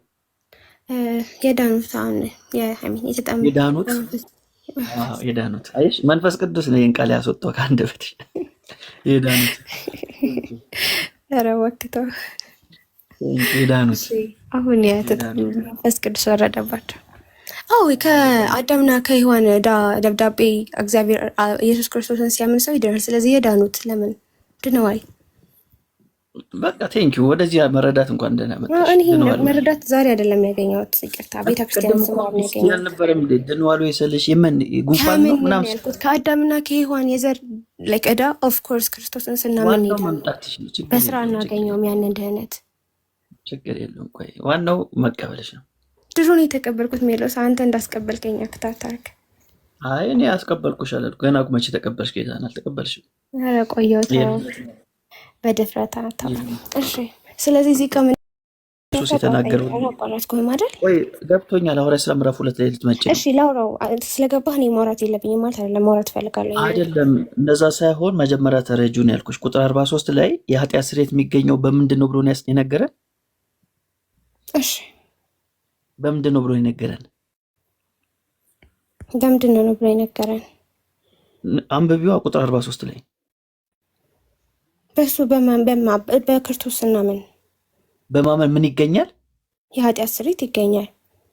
አዎ በማመን። በጥምቀት ደግሞ እንዴት እንደሚገኝ ላሳየህ። አንድ ጠብቀኝ ላውራ። እሺ አሳየኝ። እሺ የሐዋርያት ሥራ ቁጥር 2 ምዕራፍ 37 ይሄን ቁጥር 2 ምዕራፍ 2 ቁጥር 37 ይሄን የምልህ ከኃጢአት አያድንም፣ ከኃጢአት ስርየት አያሰጥም ስላልክ ነው ጥምቀት። ይህንንም በሰሙ ጊዜ ልባቸው ተነካ። ጴጥሮስንና ሌሎቹን ሐዋርያት ወንድሞች ሆይ ምን እናድርግ አሏቸው። ጴጥሮስም ንስሐ ግቡ፣ ኃጢአታችሁ የሚሰረይ ዘንድ እያንዳንዳችሁ በኢየሱስ ክርስቶስ ስም ተጠመቁ ይላል። ኃጢአታችሁ እንዲሰረይ ምን በለው? ተጠመቁ። እሺ እዚህ ጋር ጥቅሱን ጨርሹ።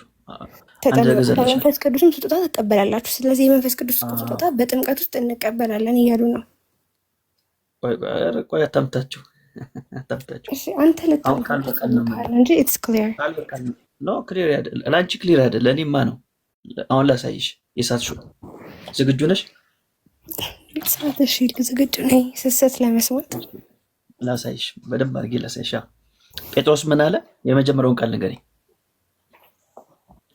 ጴጥሮስ ምን አለ? የመጀመሪያውን ቃል ንስሐ ግቡ። ለምንድን ነው ንስሐ የሚገቡት? ኃጢአታቸው ይሰረይ ዘንድ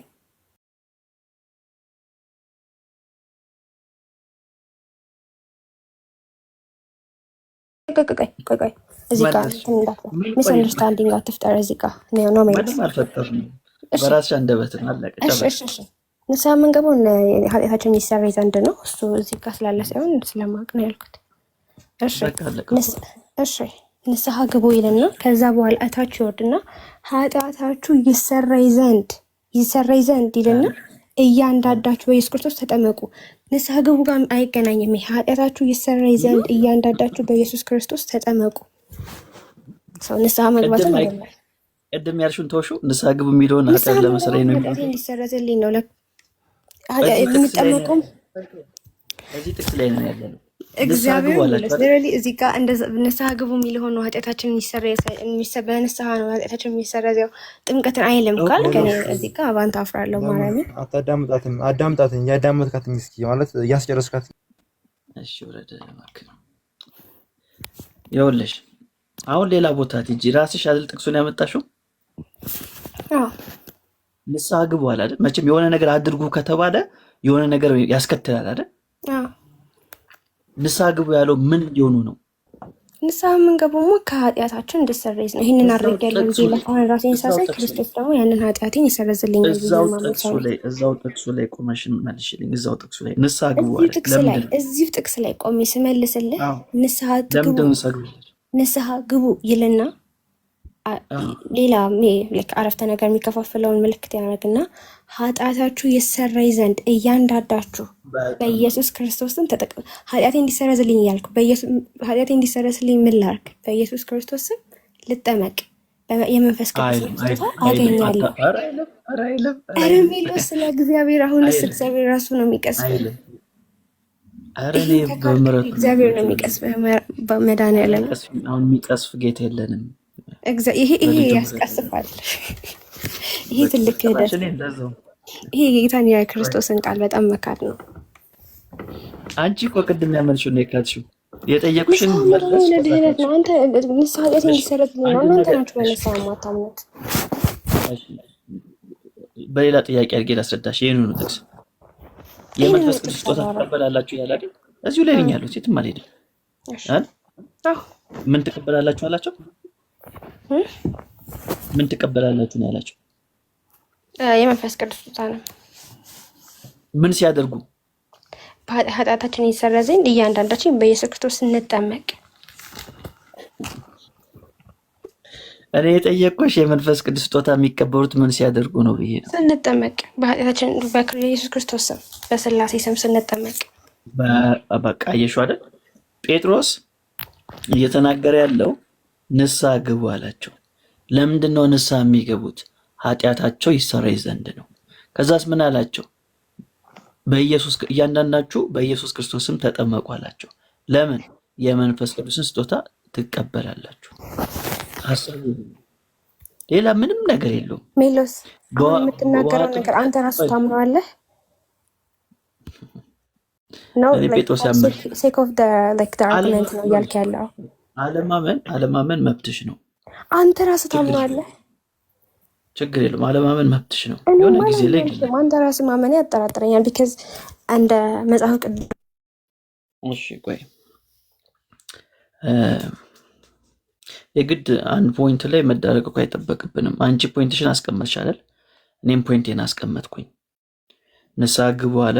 ለምንድነው ንስሐ የሚገቡት? ኃጢአታቸው ይሰረይ ዘንድ ነው። አለቀ። ንስሐ ሳይገቡ በጥምቀቱ ቢሆን የኃጢአት ስርየት የሚያገኙት ንስሐ ግቡ ለምን ይላቸዋል? የሆነ የሚገኝ ነገር ስላለ ነው። ንስሐ በመግባት ምን ይገኛል? የኃጢአት ስርየት ይገኛል። ራሱ ጴጥሮስ ይህን ጥያቄ ይህን መልስ ጴጥሮስ የመለሰው ምን ለሚለው ጥያቄ ነው? እሺ መጽሐፍ ቅዱስ እጅ ላይ ያለ ይህንን ጥቅስ በራስ በአይንህ ካየኸው ንስሐ ግቡ ይልና ይህን ጥያቄ ይህን መልስ የመለሰው ምን ለሚለው ጥያቄ ነው? ሊድኑ የሚፈልጉ ሰዎች ላይ ይህንን በሰሙ ጊዜ ልባቸው ተነካ። ምን አድርግ አሏቸው? ከዛ በኋላ ጴጥሮስ ንስሐ ግቡ አለ። ከዛ ጥያቄውን የፈለጉት ወንድሞች ወይ ምን እናድርግ አሏቸው። ምን እናድርግ? እሺ በደንብ እንድትረጁ ተመሳሳይ ጥያቄ የጠየቀ ሰው ታውቂያለሽ? እዚህ ሐዋርያ ስራ ላይ አዎ አውቃለሁ፣ እንዳለ አውቃለሁ፣ ግን ክፈትልኝ የምትለኝ አልከፍትልም። እሺ መልሱን ታውቂዋለሽ? ለዚህ ጥያቄ የተሰጠው መልስ አዎ። ምን ነበር መልሱ? እኔ ጴጥሮስም ብሎ የመለሰው ነው መልሱ። አይ ምን ነበር መልሱ?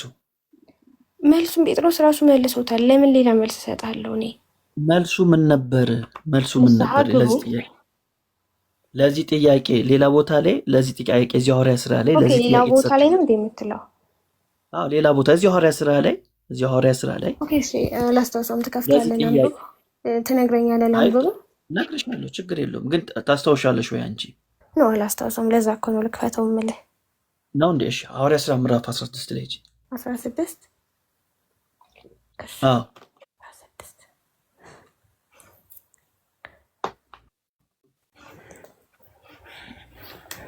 እሺ ቁጥር ስንት? ቁጥር 30 እሺ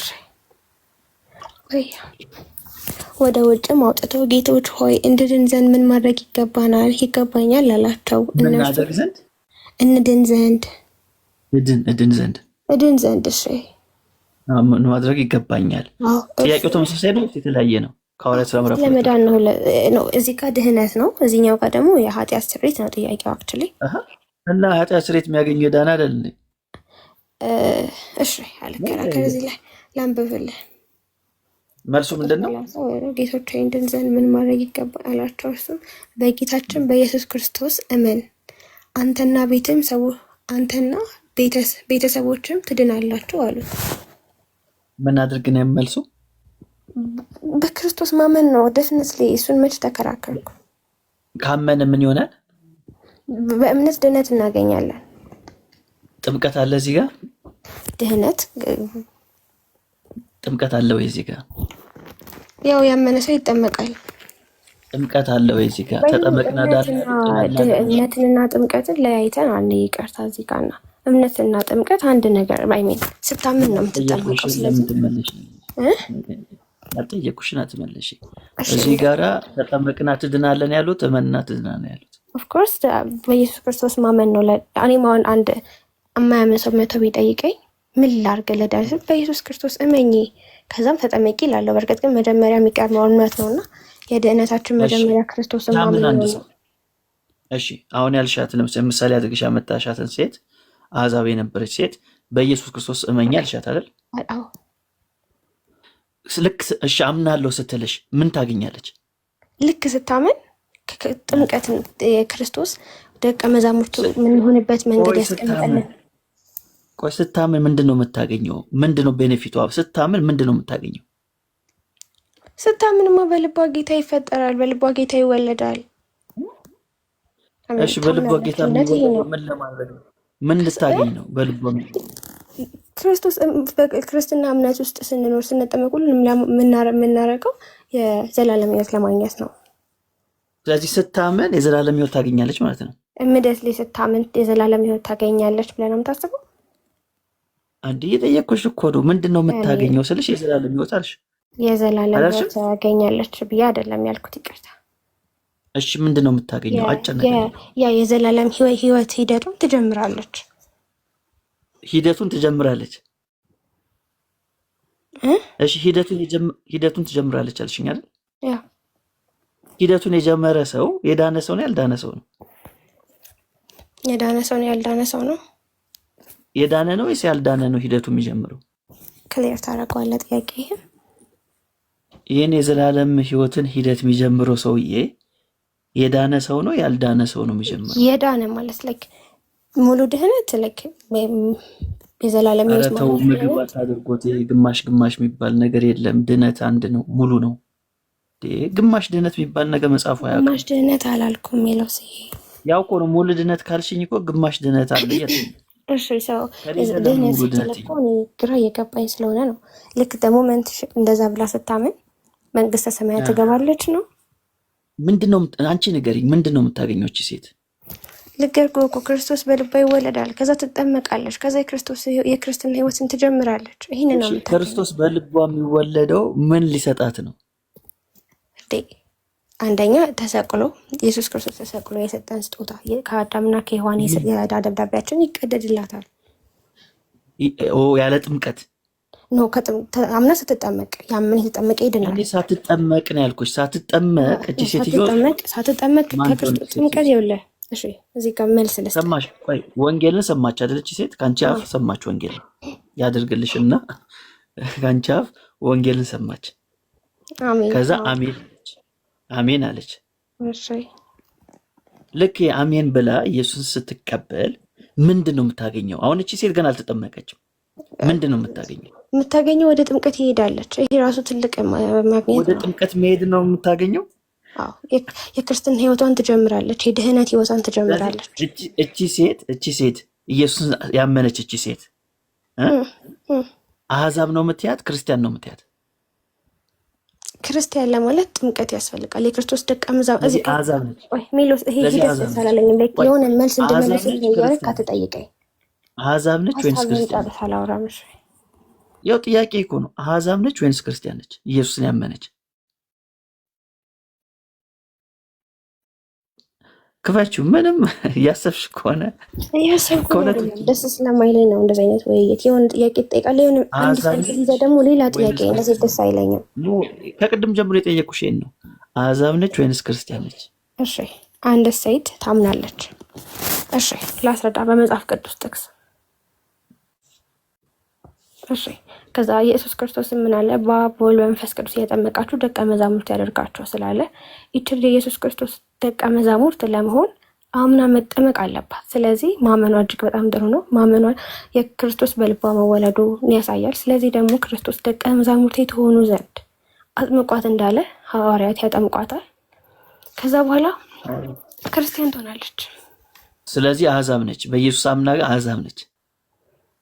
አህዛብ ድፍነደ ላይክ አላልኩም፣ ግን ልትላት አላልኩም። ታዲያ ምንድን ነች እንዴ? ልዩ ፍጥረት አረግሻት። ልዩ ፍጥረት አረግሻት። ኤሊያን አረግሻት። ተጠምቆ ሰው ሳምኖ ሲጠመቅ ነው። ምንድን ነች እቺ ሴት? ምንድን ነች? ክርስቲያን ካልሆነች ምንድን ነች? ወዲያውም ያመነች ሰዓት ትማራለች፣ ከዛ ትጠመቃለች። እስከምትጠመቅ ድረስ እቺ ሴት ምንድን ነች? አዳማዊ ናት እስክትጠመቅ ድረስ። ክርስቶሳዊ ነች። ያሳዝናል። አይሽ ለዚህ ነው አልዳናችሁ ምንላችሁ። እሺ ይቅርታ፣ እዚህ ጋር ክርስቶስ አሕዛብ ነው ከማለት በላይ ድፍረት የለም። እሺ ችግር የለውም። አሁን የኔን ሀሳብ አንደርስታንድ ለማድረግ ምንም ሚስአንደርስታ ያልሽኝን እኮ ነው። በእናንተ አየሽ አይደል? የሚበልጠው ጥምቀት ነው ኢየሱስ አይደለም። በእናንተ ቆይ ይሄማ ክሊር አውት ማድረግ አለብኝ። በእናንተ የሚበልጠው ጥምቀት ነው ኢየሱስ አይደለም። ሰው በኢየሱስ አምኖ አሕዛብ ነው ለእናንተ። ሲጠመቅ ነው ክርስቲያን የሚሆነው፣ ሲጠመቅ ነው የሚድነው። ስለዚህ ኢየሱስን ማመኑ አይደለም ይህን ሰው የሚያድነው፣ መጠመቁ ነው የሚያድነው። ያችሁ እናንተ ገና ናችሁ፣ የዘላለም ሕይወት የላችሁም ምንለው፣ ወንጌል ያስፈልጋችኋል ምንለው ለዚህ ነው።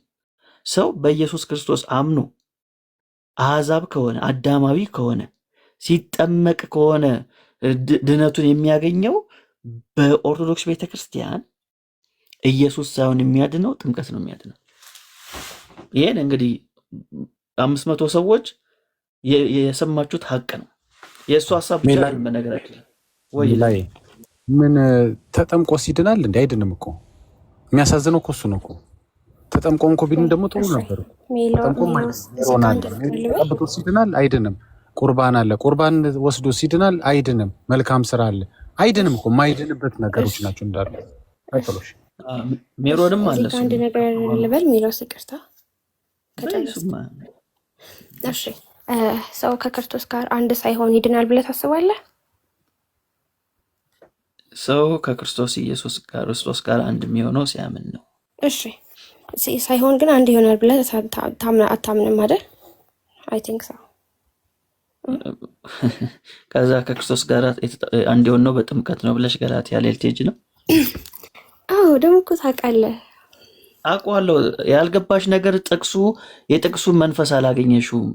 እዛ ጋር እኔ ምንም አለም ሰው ከክርስቶስ ጋር አንድ ተሆኑ ዘንድ የተጠመቃችሁ ሁሉ ክርስቶስን ለብሳችሁታል። ስለዚህ ድህነት ማለት ድህነት ራሱ ዴፊኒሽኑ ከክርስቶስ ጋር አንድ መሆን ነው አይደል እንዴ? እሱ ጥምቀት ምንድን ነው? የውሃ ጥምቀት ነው። ኦኬ አንተ የምትፈልገው ጥምቀትን ሌላ የማትፈልገው ቦታ ጥምቀትን ሌላ ነው የምትለው። አይ ቲንክ ሰው አይ አይደለም፣ እኔ ጥቅሱ ላይ የሌለ ጨምሬ ስለማላወራ ነው። ይህ በጣም ነው እንደ ራስ ፐርሰናል ኦፒኒየን ነው ጥቅስ ለአንተ መጽሐፍ ቅዱስ ፐርሰናል ኦፒኒየን እግዚአብሔር እንደዛ ነው የተረዳሁት።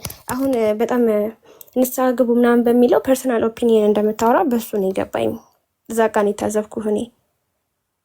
እሺ ታዘቢኝ፣ ችግር የለውም። እኔ ቢያንስ እየጠቀስኩ እያሳየሁ ነው ያለሁት።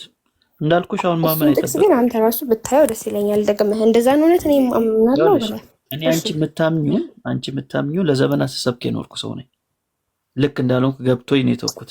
ዲያብሎስ ምን ስራ አለው?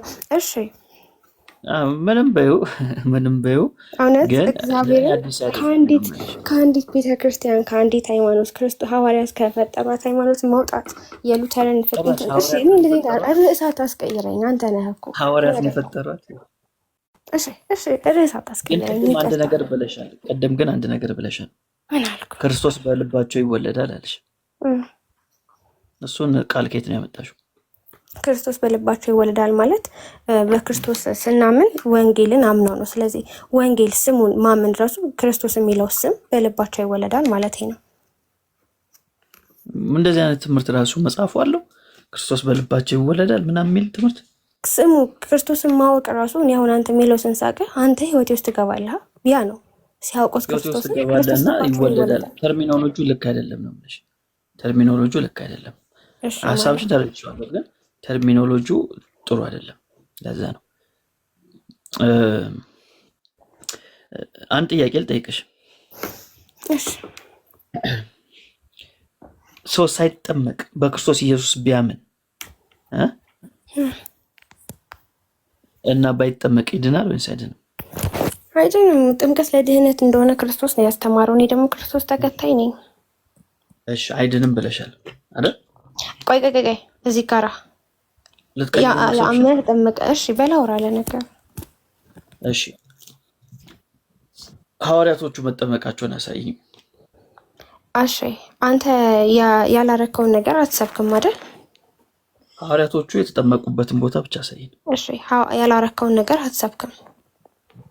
የተጠመቁበትን ቦታ ብቻ አሳይኝ እኮ። እሺ አሁን ለምሳሌ አንተ እንደ ሐዋርያ አንተ እንኳን ሐዋርያ ተዋቸውና አንተ እንኳን ያላረከውን ነገር ትሰብካለህ እንዴ?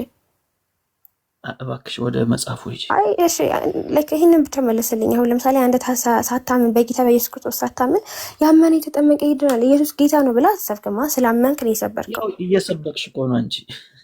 ሳታምኝ እኮ እየሰበክሽ ነው። እግዚአብሔር ሆይ እኔ አምናለሁ፣ ይቅርታ። እሺ ስለዚህ አንተ ወደ መጽሐፉ አንተ የማታረገውን የማታምነውን ነገር እንደማሰብከው ሁሉ ሐዋርያትም እንደዛ ያደረጉ። ይህንንም በሰሙ ጊዜ ልባቸው ተነካ። ጴጥሮስና ሌሎችንም ሐዋርያት ወንድሞች ምን እናድርግ አሏቸው። ጴጥሮስና ሌሎችንም ኃጢአት። ከዛ ጴጥሮስ ምን አላቸው? ንስሐ ገቡ፣ በኢየሱስ ክርስቶስ ተጠመቁ ሲል ያደረገውን ነገር ነው ቤስሊ የሚመሰክረው። ስለዚህ ማስረጃ የለሽ መጠመቃቸው። ማስረጃ ከፈለካ ተቀበል፣ ካልፈለካ እሺ። ያ ከክርስቶስ ጎን የተሰቀለው ሰውዬ ለምንድን ሄዳ ነው ያለ? መንፈስ ቅዱስ ገና አልወረደም። መንፈስ ቅዱስ የሚወርደው ክርስቶስ ሞቶ ተነስቶ ወደ ሰማይ ሲያርግ ነው። ኦኬ። ስለዚህ ያ ወንበዴ ያለ መንፈስ ቅዱስ ነው የእግዚአብሔር መንግስት የወረሰው። መንፈስ ቅዱስ ባልወረደበት ሰዓት በመንፈስ ቅዱስ እንዴት ይጠመቅ እኮ? ያለ መንፈስ ቅዱስ ነው ገነት የገባው። ብሉይ ኪዳን ኦልሬዲ እኮ ያለ መንፈስ ቅዱስ ገነት ገባ። ጥምቀት በራሱ አልተፈጠረችም የዛኔ። ኧረ ተይ አልተፈጠረችም። እርግጠኛ ነሽ? ጥምቀት ተፈጥራለች፣ ግን ስነ ስርዓቷ ያቺ ጥምቀት ስነ ስርዓት የምትጀምረው ወዲያው የምትቀይሪያት ነገር ግን ትመቸኛለች። የእውነት አድናቂሽ ነኝ። እሺ ልመልስ። ጥምቀት የምትባል ነገር አልተመሰረተ። ጥምቀትን ክርስቶስ አስተምሮናል፣ ግን ያ የጥምቀት በጥምቀት ውስጥ ኢየሱስ ክርስቶስ ጋር አንድ የምንሆነው ሲጀመር ጥምቀት አንተ ምን ማለት ነው? ከክርስቶስ ጋር አንድ መሆኑ። ከክርስቶስ ጋር እንዴት ነው አንድ የምንሆነው? ከሞቱ ጋር ነው አንድ የምንሆነው። ከሞቱ ጋር አንድ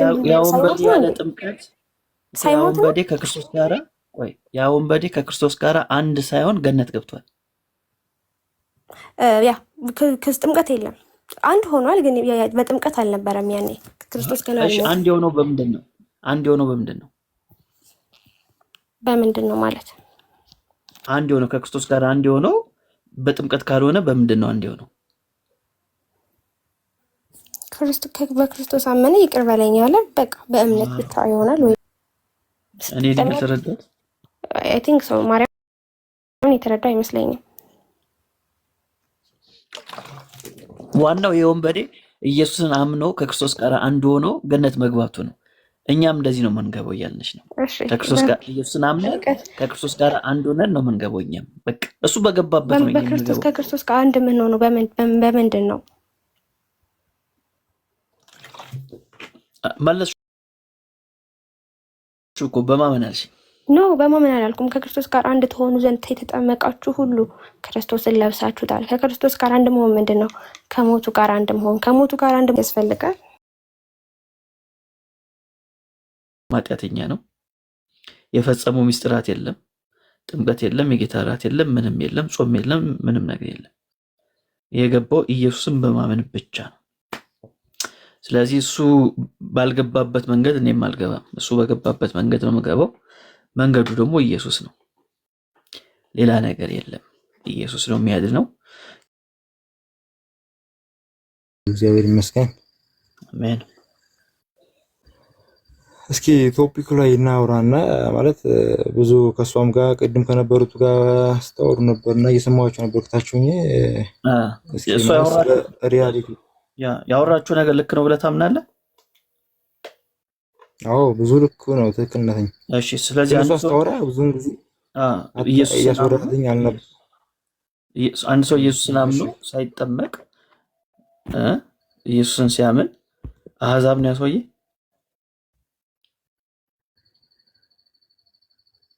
ስላመነ ብቻ አንድ ሰው ወንጌል ሰበከው፣ ነገርከው ስለ ኢየሱስ፣ ከዛ አመነ። ያምናል እኮ አመነ።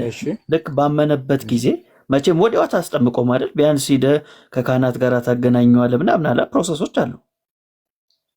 አዎ ታስተምረዋለህ። አዎ ታስተምረዋለህ። ያምናል። አዎ ካስተማርከው በኋላ ያምናል። ካመነው በኋላ ታጠምቀዋለህ። ካጠመቀው በኋላ ከመጠመቁ በፊት ይኸውልህ ልክ ነገርከው ስለ ኢየሱስ ክርስቶስ። የሰውዬ አመነ። ያልከውን ጌታ አምናለሁ አለ። ኢየሱስ እንደሞተ አምናለሁ፣ ከሙታን እንደተነሳ አምናለሁ አለ አይደል? እሺ ልክ በዚህ ሞመንት ይህን ሲያምን ይሄ ሰውዬ ክርስቲያን ነው ወይንስ አሕዛብ ነው? እስካልተጠመቀ ድረስ እሱ ክርስቲያን አይደለም፣ አሕዛብ ነው። አሕዛብ ነው ማለት ሲጠመቅ ከመንፈስ ቅዱስ ሲወለድ ነው እሱ ክርስቲያን ወይም ደግሞ ክርስቶሳዊ ተብሎ ስያሜ የሚሰጠው ማለት ነው። ሀብተ ወልድ ስመ ክርስትና እስካልተወጣ ድረስ ያ ሰውዬ አሕዛብ ነው። በአፉም ሊሆን ይችላል አምላኬ ይላል። በቃ አያችኋ፣ ይሄ ነው እንግዲህ አንድ ሰው ኢየሱስ ጌታ ነው ብሎ ቢቀበል፣ ስለ ኃጢአት የሞቷል ብሎ ቢቀበል፣ ደግሞም እኔ ለማጽደቅ ከሙታን ተለይቶ ተነስቷል ብሎ ቢያምንም አሕዛብ ነው። እሺ አንተ እንዴት ነው የምታየው? ይሄ እስቲ ያሳየኝ። ይሄን ሁሉ አምነው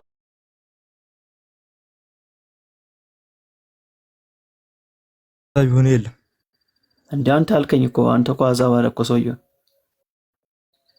ማመኑን ካረጋገጠ መጀመሪያ ከተማረ ስለ ክርስቶስ ካወቀ በኋላ ያምናል። ካመነ በኋላ ደግሞ ይጠመቃል። ከተጠመቀ በኋላ ፍጹም አንድ ፍረት ይሆናል ማለት ከክርስቶስ ጋር። ያ ነው እንጂ በግል ዝም ብሎ በተናጠል ኢየሱስ ጌታዬ ነው ኢየሱስን ተቀበል በሚል ሐሳብ ብቻ ይድናል። ይሄ ሐሰት ነው። በእኛ አስተምሮት ይሄ አያስሄድም ማለት ነው። ምክንያቱም መጽሐፍ ቅዱስ ጋር ስለሚጋጭ ማለት ነው።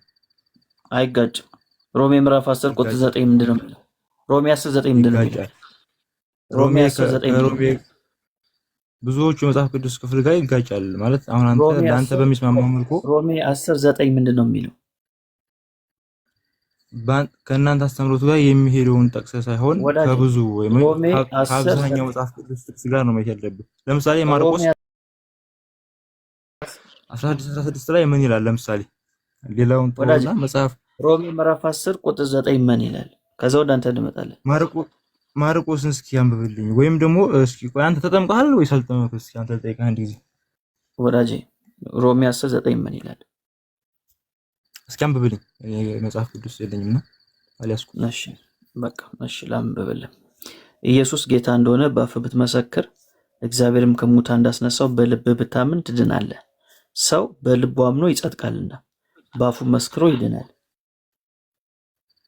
ካመንክ በኋላ ይሄን ቃል ታምናለህ? ከተጠመቅክ በኋላ ይሄን ቃል ታምነዋለህ? ክርስቶሳዊ ከሆንክ በኋላ ያድንሃል። ይሄን ቃል ታምነዋለህ ወይ? ይሄን ቃል ያልከው ቃል እኮ ሐሰት የለውም እኮ ያልከው ቃል እኮ ትክክል። እዚህ ጋር ሰውየው የሚድነው ምን ሲያደርግ ነው? እንዳነበብከው ነው እኮ። ምን ሲያደርግ? ያምናል፣ ክርስቶሳዊ ይሆናል፣ ከዛ በኋላ ይድናል። ይሄ ኧረ ወዳጅ አልሰማኸኝም? ይሄ ሰው የሚጸድቀው ምን ሲያደርግ ነው? ምን ሲያደርግ ነው ይጸድቃል ያለው እኮ? ከሰማኸኝ መልስልኛ። ምን ሲያደርግ ነው የሚጸድቀው? ያምናል አልካል እንዴ?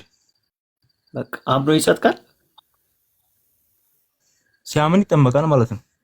አምኖ ይጸድቃል ወይ? ከክርስቶስ ህብረት ይደመራል፣ ከዛ በኋላ ይጸድቃል።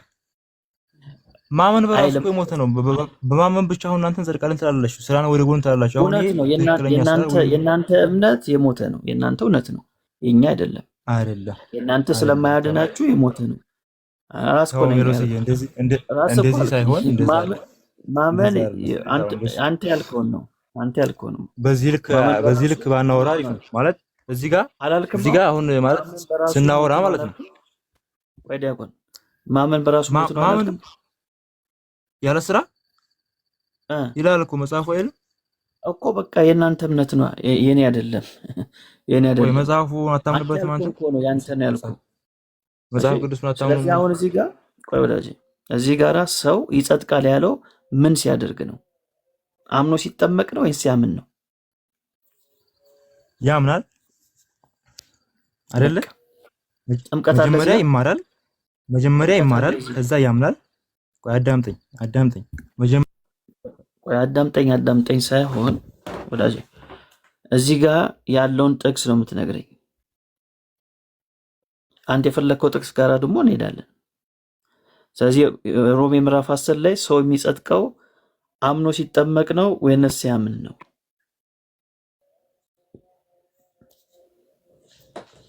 እሱ ባለው እንዲሄድ ነው የምፈልገው አንተ ማለት ነው። ጥያቄው ግልጽ ነው። ሰው ሲያምን ነው የሚጸድቀው ወይንስ አምኖ ሲጠመቅ ነው የሚጸድቀው? እኔ አሁን አንተ ከምታነሳው ጥቅስ ላይ ተነስቼ ሳይሆን እየነገርኩህ ያለሁት ሪያሊቲውን ስለ እውነታው ነው እያወራህ ያለሁት ማለት ያንተ ሪያሊቲ መጽሐፉን ነው የምፈልገው። ለማመን አንድ ሰው መመሪያ ያስፈልገዋል። ከተማረ ያምናል፣ ካመነ ደግሞ ይጠመቃል። ከተጠመቀ ደግሞ መልካም ስራ ይሰራል። ክርስቶስ የሰራቸውን ክርስቶስ በምድር ሲመላለስ ሳለ በጎ ስራ ሲሰራ እንደነበረ ከኃጢአት በቀር አሁን የእናንተን ትምህርት አይደለም የምንፈልገው። ወይ ወዳጄ የጠየኩን ብቻ ነው። እኔም እኮ ያንተን ትምህርት አልፈልግም ማለት በቃ ካልፈለግኩ ታች ወረዳ ማንም በግድ ያስገባ ሰው የለም። ለምን ጠይቀው ጥያቄ የምትመልስ ከሆነ እኮ ነው የገባው አይደል? ስለዚህ ሰው አምኖ ነው የሚጸድቀው ወይንስ አምኖ ተጠምቆ ነው የሚጸድቀው? እሱን አሳየና። አምኖ ተጠምቆ ይድናል፣ ያመነ የተጠመቀ ይድናል ይላል እንዴ? እሺ፣ ስለዚህ ሮሜ ምዕራፍ 10 ያለውን አታምንበትም? ለምን አላምንበትም? ካመን ከዚህ ጋር ሰው የሚጸድቀው አምኖ ነው ወይስ አምኖ ተጠምቆ ነው? ታምናለህ አልኩህ እኮ እኔ ስንት ጊዜ አስረዳህ እዚህ ላይ ማለት አትደጋግምብኝና ጥምቀቱን አሳየኝ እዚህ ምዕራፍ ላይ። ግድ አንተን ለማሳመን ከሱ ላይ ብቻ መሆን አለበት ጥቅሱ? ያው ጳውሎስ የሚጸድቅበት መንገድ እየነገረኝ ነው። አንተ ማለት አሁን የተናገርከውን ራሱ አንተ አታከብረው። እንዴት መጀመሪያ መማር ነው አይደል? ከክርስቶሳዊ ቤተሰብ ነው የተወለድኩት አይደል? አረ በ40 ቀን ተምረሃል ወይ? ለመዳን መማር አለብኝ ማለት ነው እንዴ? አንተ ነው ያልከው መጀመሪያ መማር አለበት፣ ከዛ መጠመቅ አለበት፣ ከዛ መስራት አለበት፣ ከዛ ይጸድቃል አልክ። አፈረስከው አይደለም? እንደዛ ሳይሆን እንደዛ አልኩበት ምክንያት የተናገርከውን ቃል ራሱ አንተም ራስህ አታከብረው የሚያልኩ ለዚህ ነው። ተምረሃል ወይ መጀመሪያ?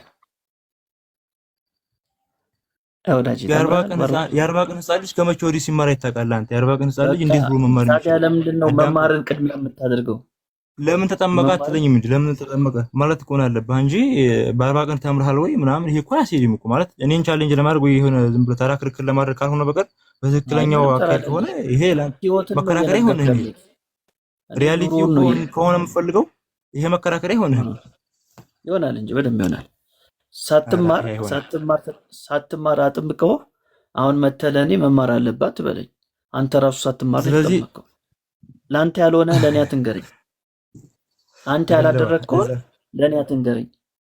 አውቃ አንተ አሁን ለመከራከር ወይም የሆነ እኔን መያዣ አድርገህ አስበው ነው እንጂ አንተ የተማርክ ሰው ነህ። የመረዳት አቅቶሃል።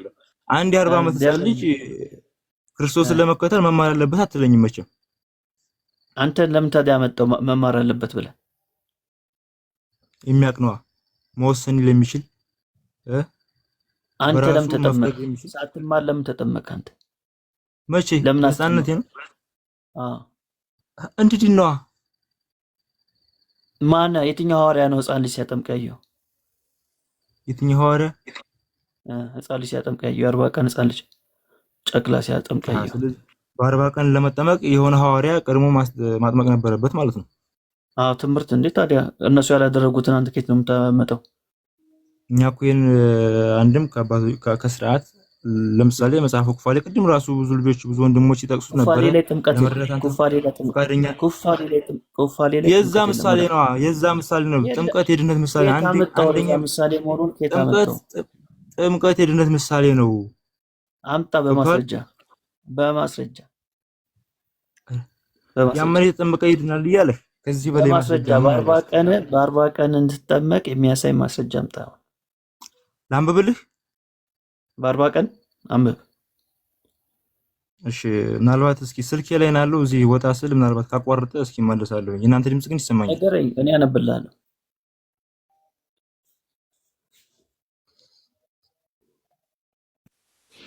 ቢያንስ ቅድም ዜና ያለውን ያወራህ ልጅ ነው ወይስ ሌላ ሰው? አይደለም ሌላ ነው አይደል? እሺ የታሪከኛን በራሱ አፍ እንትን አይደለ ግዝረት ያለው አልተማረም። ግዝረት ያለው ማረኛው ራሱ ደግሞ ነው። ራሱ ያልተማረ እንዴት እያለ ለአንተ የሚጠቅም ነገር ይከራከራል። ለአንተ ይከራከርልሃል እኮ። ታዲያስ ምን አለ? ሳትማር እንዴት ተጠመቅክ ነው? ዳጊ ሄድክ እኮ አንተ። እሺ አይደለም እየሄድኩ ሳይሆን እስኪ ይሰማሉ እያልኳችሁ ነበር። ማለት ከስልኩ ላይ ሻት አድርጌ እየገባሁ ነበረ፣ ግን በጣም አይሰማም ወዳጄ። አዎ ለዛ ነው እንጂ ላነብልህ ነበር። ተቀስልኝና እኔ ላንብብልህ። መጽሐፉ ኩፋሌ ላይ ላስነብብህ ነበርና ኩፋሌ ላይ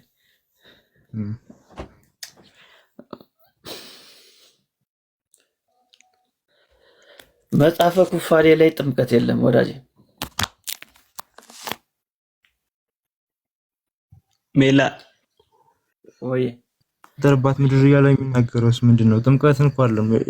ስለ ጥምቀት ሳይሆን ጥምቀት የድነት ምሳሌ ነው፣ ከዛም የመጣ ስርዓት እንደሆነ ያስረዳናል። ይሄ በዚህ ራሱ መረዳት ትችላለህ እኮ። ምሳሌ መሆኑን የትኛው ሐዋርያ ነው የነገረ? የትኛው ሐዋርያ? ሐዋርያ ለካ አታውቁም። እሺ የትኛው የአዲስ ኪዳን መጽሐፍ ነው የምሳሌ ፍጻሜ እንዳገኘ የነገረ? ያመነ የተጠመቀ ይድናል እየተባለ በብዙ ጥቅስ ብዙ ትምህርቶችን ተምረናል። እኛ ብዙ እናውቃለን። በ40 ቀን እንድትጠመቅ ከየትኛው የመጽሐፍ ቅዱስ ክፍል ላይ ተነስተህ ነው? የግድ በቃ መጽሐፍ ቅዱስ ላይ መጠቀስ አለበት ነው? በቃ በእናንተ አስተሳሰብ ማለት ነው። በቃ ቴንኪው። አሁን እኛ የመጽሐፉ ሰዎች ነን። አየህ እናንተ በመጽሐፉ ስለዚህ እንደዚህ ከሆነ በቁንጽሉ ስለምትሄዱ ሁሌም ከእውነት ጎን ናችሁ ማለት ነው። በቃ እኛ የመጽሐፉ ሰዎች ነን። ደስ አንልም? የመጽሐፉ ሰዎች እኛም እንደዛው ነን እኮ። አለመረዳት የእናንተ መብት ነው። ለመጽሐፍ አሳየን እኮ አሳየን ነው ገልጽ አሳየን ነው። ሰፋ አድርጋችሁ መማር ማወቅ ነው እንጂ የሚጠበቅባችሁ እንደዚህ እያሳየው እኮ። ያመነ እየተጠመቀ ይድናል። ከዚህ በላይ ምን ላድርግልህ ወዳጄ? አንተ ሳታምን የተጠመቅከው እሱን አሳየኝ እያልኩ ነው። እንዴት ሰላም እንጠመቃለን ስታስበው አንተ ማለት አንድ ሰው እኔ የእናትና አባቴ ልጆች ነኝ አይደል? እናትና አባቴ ኦርቶዶክሳውያን ናቸው። አዳምጠኛ፣ እኔ ላውራ ከዛ ታወራለህ። እነሱም እኮ አልተጠመቁም። ያንተ ነው እንደሚገርም። አዳምጠኝ ቆይ አድምጫለሁ። እኔ ቤተሰቦች ልጆች ነኝ። እነሱ ተጠመቁ፣ ክርስቶሳዊ ሆኑ። ከውሃና ከመንፈስ ቅዱስ ተወለዱ። ቆይ አንተ ስለ ኒቆዲሞስ አንተ እንዴት ነው አንብበሃል አይደል? አታውቀውም? ያን ወይ ታነብልኝ ማለት መጽሐፍ ከስልኩ ሰውጣ እንትን እያቋረጠብኝ ስለሆነ አንተ ታነብልኝ ወይ እስኪ። ምን ኩፋሌውን ነው አይደለም ዮሐንስ ወንጌል ምዕራፍ 3 ላይ 40 ቀንና 80 ቀን ይላል። 3 ላይ የሚለውን አንብብልኝ። 40 ቀንና 80 ቀን ለምን 100 ቀንና 102 ቀን ለምን አይደለም? ማለት 3 ላይ የሚለውን ብቻ አንብብልኝ ወዳጄ። ጥያቄ 40 ቀንና በ80 ቀን የምትጠመቁትን እንድታሳየኝ ነው የጠየቅኩ። እንደዚህ ሳይሆን ስለ እውነታው እናውራ ነው የኛ አባባል። ደግሞ እዛ ላይ አንብብልኝና ላስረዳ። እውነታውን እያወራን ያለ ነው። እሺ እዛ ላይ አንብብልኝ ላስረዳህ አልኩህ። እኔ እኮ እንዳልነብልስ እንትን ስለሚል ነው። እሺ 40 ቀንና 80 ቀን ልታስረዳኝ ነው። ዮሐንስ ወንጌል ምዕራፍ 3 ቁጥር 3 ላይ ያለውን ነው። ኖ በዛ ልክ አለ። ለመዳን ዳግም መወለድ ያለብህ ከስጋ የተወለደ ስጋ ነው። በቃ አለቀ። ይሄን ካመንካተ ትድናለህ። ያለ በተቀረ ደግሞ ይፈረድብሃል። በቃ አለቀ። ዛምን በወልድ በሕይወት ዘላለም ነው። በቃ በወልድ አመን ዘላለም ነው። አላመን ዳግም ካልተወለድክ ድጋፍ የለም። በ40 ቀን በ80 ቀን የምትሉት ትምህርት መጽሐፉ አያውቀውም። ዳግም ካልተወለድክ አንተ ከስጋ እንደተወለድክ ነው ያለው። አንተ አሁን ላይ ማለት አንተና ያንተ አማኞች በአንተ ዙሪያ ላይ ያሉ ሰዎች በሙሉ ከስጋ እንደተወለዳችሁ ናቸው። ከመንፈስ ቅዱስ ካልተወለዳችሁ በቃ እናንተ ዋጋ የላችሁም። እኔ ልንገርህ ማለት ነው። ስለዚህ ቀኑ ሳይጨልም ወደ ብርሃን ብትመጡ የተሻለ ነው። ተወልጃለሁ። በምንድን ነው የተወለድከው? በጥምቀት። እሺ በጥምቀት ተወልጃለሁ የሚለውን አሳየኝ። ቆይ እኔ እንትናም ባለው ዲያቆን እንትናም ባለው ሰው በጥምቀት እንደዚህ ተወልጃለሁ። ይሄ ማለት እኮ ለስንቱ ሚሊዮን ዲያቆንዬ ሚካኤልዬ አሳየኝ። የሚካኤል አሳየኝ። በጥምቀት እንደዚህ የወረደ ክርክር ለምን አድርገዋል? በጥምቀት ተወልጃለሁ አልከኝ። አሳየኝ። በጥምቀት መወለደን አሳየኝ። እሺ እስኪ ዮሐንስ 3 ላይ ግባልኝ እስኪ። ነኝ እኮ ዮሐንስ 3 ላይ ነኝ ያለሁት እኮ። 3 ላይ ግባልኝ አልኩ። ያን አንብብልኝ። እውነት እልሃለሁ ሰው ዳግመኛ ካልተወለደ በቀር የእግዚአብሔር መንግሥት ሊያይ አይችልም አለው። እሺ ሰው ዳግመኛ ከውሃና ከመንፈስ ቅዱስ ካልተወለደ ዳግመኛ የእግዚአብሔር መንግሥት ያይ ዘንድ አይችልም። እሱ ቁጥር 5 ላይ ነው ያለው። ስለዚህ ከውሃ እኮ በቃ ቁጥር 5 የታል ጥምቀት የሚለው 6 ላይ አይልም። እስቲ ወጥተው ያንተ መጽሐፍ የሚል ከሆነ ወጥተህ ቼክ አድርገና። ሜላ ወይ ቅድም ዳኒ ጋር ጀምሬ ነበርና በመሀል ተቋርጦ ነው ድጋሚ የገባሁት። እሺ እና የቅድሙ ጥያቄ ምናምን አንስቼለት ነበር ለዳኒ በመሀል የተወያየን ተቋርጦ ነውና ቅድም ከታችን ጋር ያረከውን ውይይት ሰምቼ ወደ አንተ መጣሁ። ጃኪ ይቅርታችን ሊነግረኝ ስለሆነ አልጨረሰም መሰለኝ። ያው ሊያመጣ እኮ ነው እየታገለ ያለው። እየታገልኩኝ አይደለም፣ እየታገልኩኝ ሲሆን እስኪ 7 ላይ ማለት አጠቃላይ ይሄ ዮሐንስ ወንጌል ላይ በደንብ ስለሚያስረዳ እኔ አሁን ለማንበብ የተመቸ ስላልሆነ ነው። በቃ ሲመች ንገባ፣ ሲመች እዚህ ሆነና ፈልገህ ንገረኝ። ከጃኪ ጋር እንቀጥልሽ። ኖርማል ነው። አሁንም ማውራት እንችላለን እኮ። አሳየኝ። ምኑ ጋር ነው ያለው በጥምቀት ትወለዳላችሁ የሚለው? በጥምቀት እናምናለን እኛ። በጥምቀት እስካልተወለድን ድረስ ከውሃና ከመንፈስ ቅዱስ እስካልተወለድን የእግዚአብሔር መንግሥት አንወርስም። በቃ አንተ በፈለግከው ምን። እኔ ጥያቄ በጥምቀት ነው የተወለድኩት አልከኝ፣ ማስረጃ ጠየቅኩ፣ አሳየኝ። ስለዚህ በጥምቀት ነው የተወለድኩት የምትለውን ያቺን የሆነ ጥቅስ ትፈልጋለህ ማለት ነው አንተ? አዎ ታዲያ እንዴ እናንተ እኮ የጎዳችሁ ይሄ ነው። አትፈልጉም ጥቅስ። እዛ እኮ የጎዳችሁ ይሄ እኮ የስንፍና ንግግር እኮ ነው ሜሎሲ። የስንፍና እየሰማችሁት ነው አይደል? ከመጽሐፍ ቅዱስ መጠየቅ የስንፍና ንግግር ነው። የስንፍና ማለት እንደዛ ሳይሆን አንተ አጠቃላይ በቃ ይብቃ። የስንፍና ንግግር ነው። ከመጽሐፉ መጠየቅ የስንፍና ንግግር ነው። እሺ ጃኪ ሜላ ልቀጥል። ቀጥል። ቅድም እንደነገርኩ ዳኒ ጋር ጀምረን ነበርና ከኋላ ላይ ከእህታችን ጋር ያረከውን ውይይት ሰምቼ ያው ዲቤት ነው ትንሽ ጭቅጭቅ ቢበዛበትም በብዙ ነው የተማርኩበት እና ስለ መንፈስ ቅዱስ ጥምቀት ምናምን አላቅም ነበር። ያው ምንም አላቅም ነበር። ቢያንስ እንዳለ አውቄያለሁ። አሁን አባቶችን ብዙ መጠይቃቸው ነገር እንዳለ ከነሱም ካንተ ትምህርት ጋር ወደ እነሱ መወስደው ጥያቄ እንዳለ አውቄያለሁ። ስለ ኢንፋንት ባፕቲዝምም ትንሽ ሰምቻለሁ። ያው እስካሁን የገቡት ኦርቶዶክሳውያን እኔንም ጨምሮ መልስ የሰጠን አልነበረም ስለ ህፃናት ጥምቀት ማለት ነው። እና ኦርቶዶክስ ነህ? አዎ ኦርቶዶክስ ነኝ። ኦኬ። ከእህታችን ጋር ያው ረጅም ሰዓት ነበር ውይይታችሁ እና ቢያንስ የመንፈስ ቅዱስ ጥምቀት እንዳለ ሰምቻለሁ እና ያችን ከአባቶች መልስ ጋር ተመልሼ ወደ አንተ እንደመጣ እርግጠኛ ነኝ። ያው በሌላ ርዕስ ምናልባት በሌላ መንገድ ልንገናኝ እንችላለን፣ ግን ከመልስ ጋር እንደመጣ አውቃለሁ። ደስ ይለኛል። ጠይቅኛ የምፈልገው ነገር ይሄ ነው፣ እዚሁ እንድትቀበሉ ሳይሆን ቢያንስ መጠየቅ እንድትችሉ። ከዛ በኋላ እኮ የኛ ሐሳብ ካሳመነ ትቀበለዋለህ። ይህን ጥያቄ ሄደህ አባቶችን ጠይቀህ ደግሞ ካሳመነ ያን ትቀበላለህ። ምንም ችግር የለውም። ግን ቢያንስ ሐሳባችንን መረዳት እንድትችሉ ነው የምንፈልገው። ለመቃወምም የእኛን ሐሳብ መረዳት አለባችሁ አይደል? ስለዚህ አሁን ትልቁ ችግር አውቃለሁ፣ እኔም በቤተክርስቲያኒቷ ስላደግኩኝ ጥምቀት ሲባል ብዙ ጊዜ የውሃ ጥምቀት ብቻ ነው ብዙ ሰው የሚያስበው። ግን መጽሐፉ ላይ የተለያዩ አይነት ጥምቀቶች እንዳሉ የአዲስ ኪዳን ጽሑፎች በደንብ ነው የሚያሳዩን። ስለዚህ እሱን ጥቅሶቹን ይዛችኋል? አዎ የመጀመሪያዎቹን ከዕብራውያን ጀምሮ ስለ ብዙ አይነት ጥምቀቶች እንዳሉ ምናምን ሰምቻለሁ።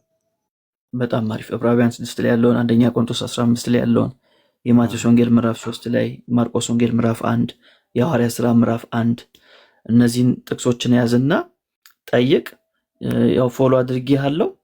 እሺ ምላሽ ከሰጡ ጻፍልኝ በውስጥ አንተ ፎሎ ባክ አድርገኝና ጻፍልኝ። ከዛ ደግሞ እናወራለን። እሺ ሜላ ቴንክ ዩ። እሺ ወንድሜ አመሰግናለሁ።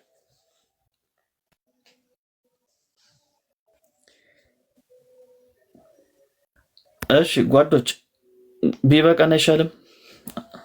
ነጋኩ። ምዕራፍ 1 አንደኛ ቆሮንቶስ ምዕራፍ 15 ዕብራውያን ምዕራፍ 6 እነዚህ ነበሩ ጥቅሶቹ ስናወራበት የነበረው።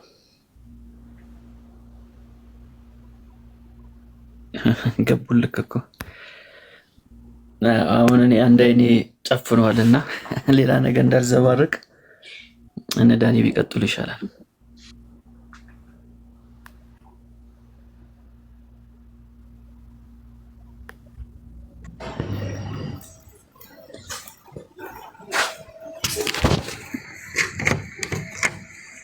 ጆን ወይ እንዴት ነህ? እግዚአብሔር ይመስገን ሰላም አለን ይመስገን። ኦርቶዶክስ ነህ? አስፈላጊ ነው እንግዲህ ድምፅ አለ ከጀርባ። ይቅርታ ስራ ቦታ ስለሆንኩ። ኦኬ እሺ። ትንሽ ይረብሻል። ትንሽ ዞር ለማለት ሞክራለሁ። እስቲ